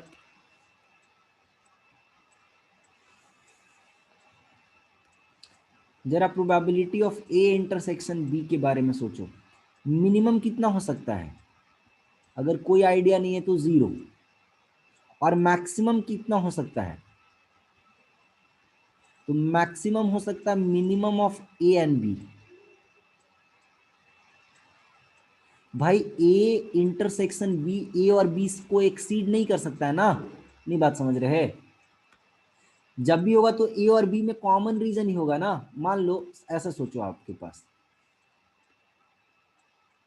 बराबर बराबर अनुपात में चाय और चीनी, चाय बनाने के लिए मिल्क और चीनी को, मिल्क एंड शुगर को ऐड करना है, मिल्क एंड शुगर को इक्वल क्वांटिटी में ऐड करना है मान लो, और आपके पास 1 ग्राम अगर मिल्क है और 1 ग्राम शुगर है, तो 1 कप मान लो चाय बना सकते हो, लेट्स से एक कंडीशन। अगर आपके पास 10 ग्राम मिल्क है और 6 ग्राम शुगर है, कितना कप चाय बना सकते हो, मैक्सिमम कितना कप चाय बना सकते हो, 6। क्यों, so maximum number of cup of tea is equal to minimum of milk and sugar, minimum between milk and sugar, why, क्योंकि you cannot exceed ना, 6 को exceed नहीं कर सकते ना, क्योंकि 7 जैसे ही जाओगे तो मिल्क तो है पर शुगर नहीं है। वही मैं बोल रहा हूं कि ए इंटरसेक्शन बी जो है बच्चे, वो तो ए और बी का ही कॉमन पार्ट है, ए और बी का ही कॉमन पार्ट है, तो ए को एक्सीड नहीं कर सकता है और बी को भी एक्सीड नहीं कर सकता, तो ए और बी में जो मिनिमम रहेगा वहीं पे रुक जाएगा, नहीं बात समझे, यस और नो, ए यस सर। इंटरसेक्शन बी जो है वो 0 हो सकता है, डिसजॉइंट है तो, और ए और B maximum, A intersection B maximum कितना हो सकता है, 2 इवेंट है ए और बी, अगर इसका इंटरसेक्शन पार्ट खूब मिलाओगे ऐसे तो बहुत होगा, तो पूरा, अगर मान लो इस तरीके से सिचुएशन आया, ए है और ये बी है, तो ए इंटरसेक्शन बी इस केस में ये पूरा रीजन कॉमन आ जाएगा, ए इंटरसेक्शन बी ए से बड़ा नहीं ना हो सकता है, ए इंटरसेक्शन बी बी से बड़ा नहीं ना हो सकता है, ए इंटरसेक्शन बी ए और बी का कॉमन रीजन ही है ना, तो ए से बड़ा, ए को एक्सीड नहीं कर सकता, बी को भी एक्सीड नहीं कर सकता, तो ए और बी में जो छोटा रहेगा मैक्सिमम उतना ही होगा ए इंटरसेक्शन बी। समझ में आ रहा है मेरा बात, यस सर। पक्का, यस ये मान लो ए है ये बी है, तो ए इंटरसेक्शन बी ए से भी छोटा है और बी से भी छोटा है, फिर एक केस में मानता हूं ये बी है और ये ए है, इस केस में ए इंटरसेक्शन बी ए के पूरा बराबर हो गया, अगर ए बाहर आ जाए और बी अंदर आ जाए, बी मान लो छोटा है, तो ए इंटरसेक्शन बी बहुत होगा तो बी के बराबर होगा, मैक्सिमम किसके बराबर हो रहा है, जो ए और बी में मिनिमम है उतना मैक्सिमम हो सकता है, उससे ज्यादा नहीं हो सकता है, ठीक है। मान लो ए के अंदर चार एलिमेंट्स है, बी के अंदर 2 एलिमेंट्स है, तो ए इंटरसेक्शन बी के अंदर मैक्सिमम कितने एलिमेंट्स आ सकते हैं ये बताओ,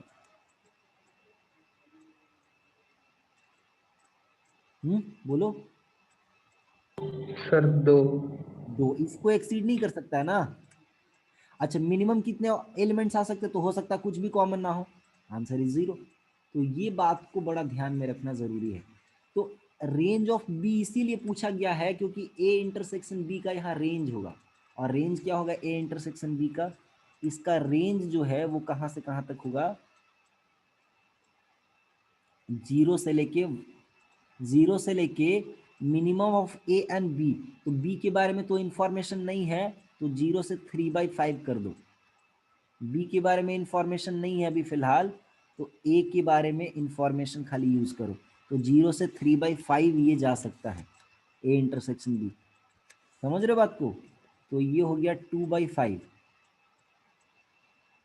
ना, और प्लस ऐसे 0 से 3/5। इसमें भी एक बात ध्यान देना कि प्रोबेबिलिटी ऑफ बी 1 को एक्सीड नहीं करना चाहिए। तो ए इंटरसेक्शन बी पे भी वहां से कंडीशन आ जाएगा। हो सकता है जैसे अगर इसमें भी आप जोड़ो तो इसका रेंज हो जाएगा 2/5 से लेके 1 तक। समझ रहे हो? मान लो अगर बाई चांस ये 1 को एक्सीड करता तो ए इंटरसेक्शन बी जो है उस पर ध्यान देना पड़ता कि उसका वैल्यू और घटाना पड़ेगा फिर। ठीक है, तो ये आंसर हो गया 2/5 से 2/5 से 1 तक रेंज हो सकता है मैक्सिमम। Got it? कुछ क्वेश्चन मैं आपको होमवर्क में दे रहा हूँ, इसको आप वर्कआउट करके आना, अगले क्लास में डिस्कस करा देंगे। प्रोबेबिलिटी ऑफ ए दिया हुआ है 1/2, प्रोबेबिलिटी ऑफ बी दिया हुआ है 2/3।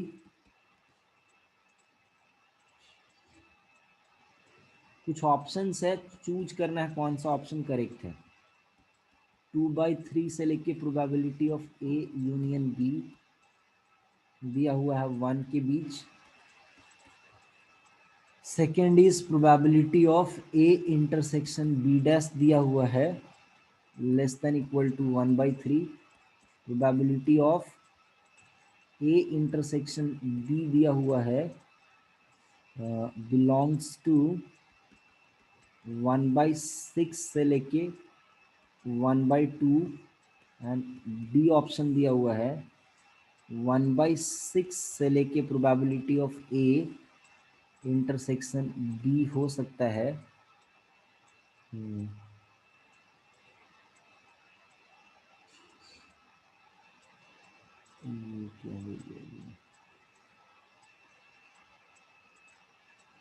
ए डैश इंटरसेक्शन बी, ये दिया हुआ है 1/2। ये 4 ऑप्शन से देखना कौन सा ऑप्शन करेक्ट है। ये पहला क्वेश्चन हुआ। क्वेश्चन नंबर दूसरा,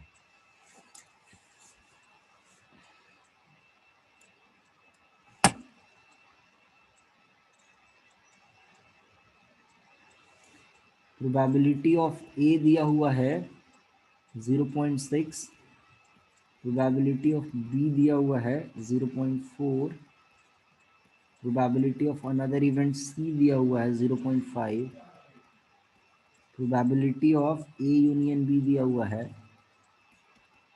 ये 0.8, probability of A intersection B intersection C दिया हुआ है 0.2 and probability of A union B union C दिया हुआ है greater than equal to 0.85। Find करना है range of B intersection C.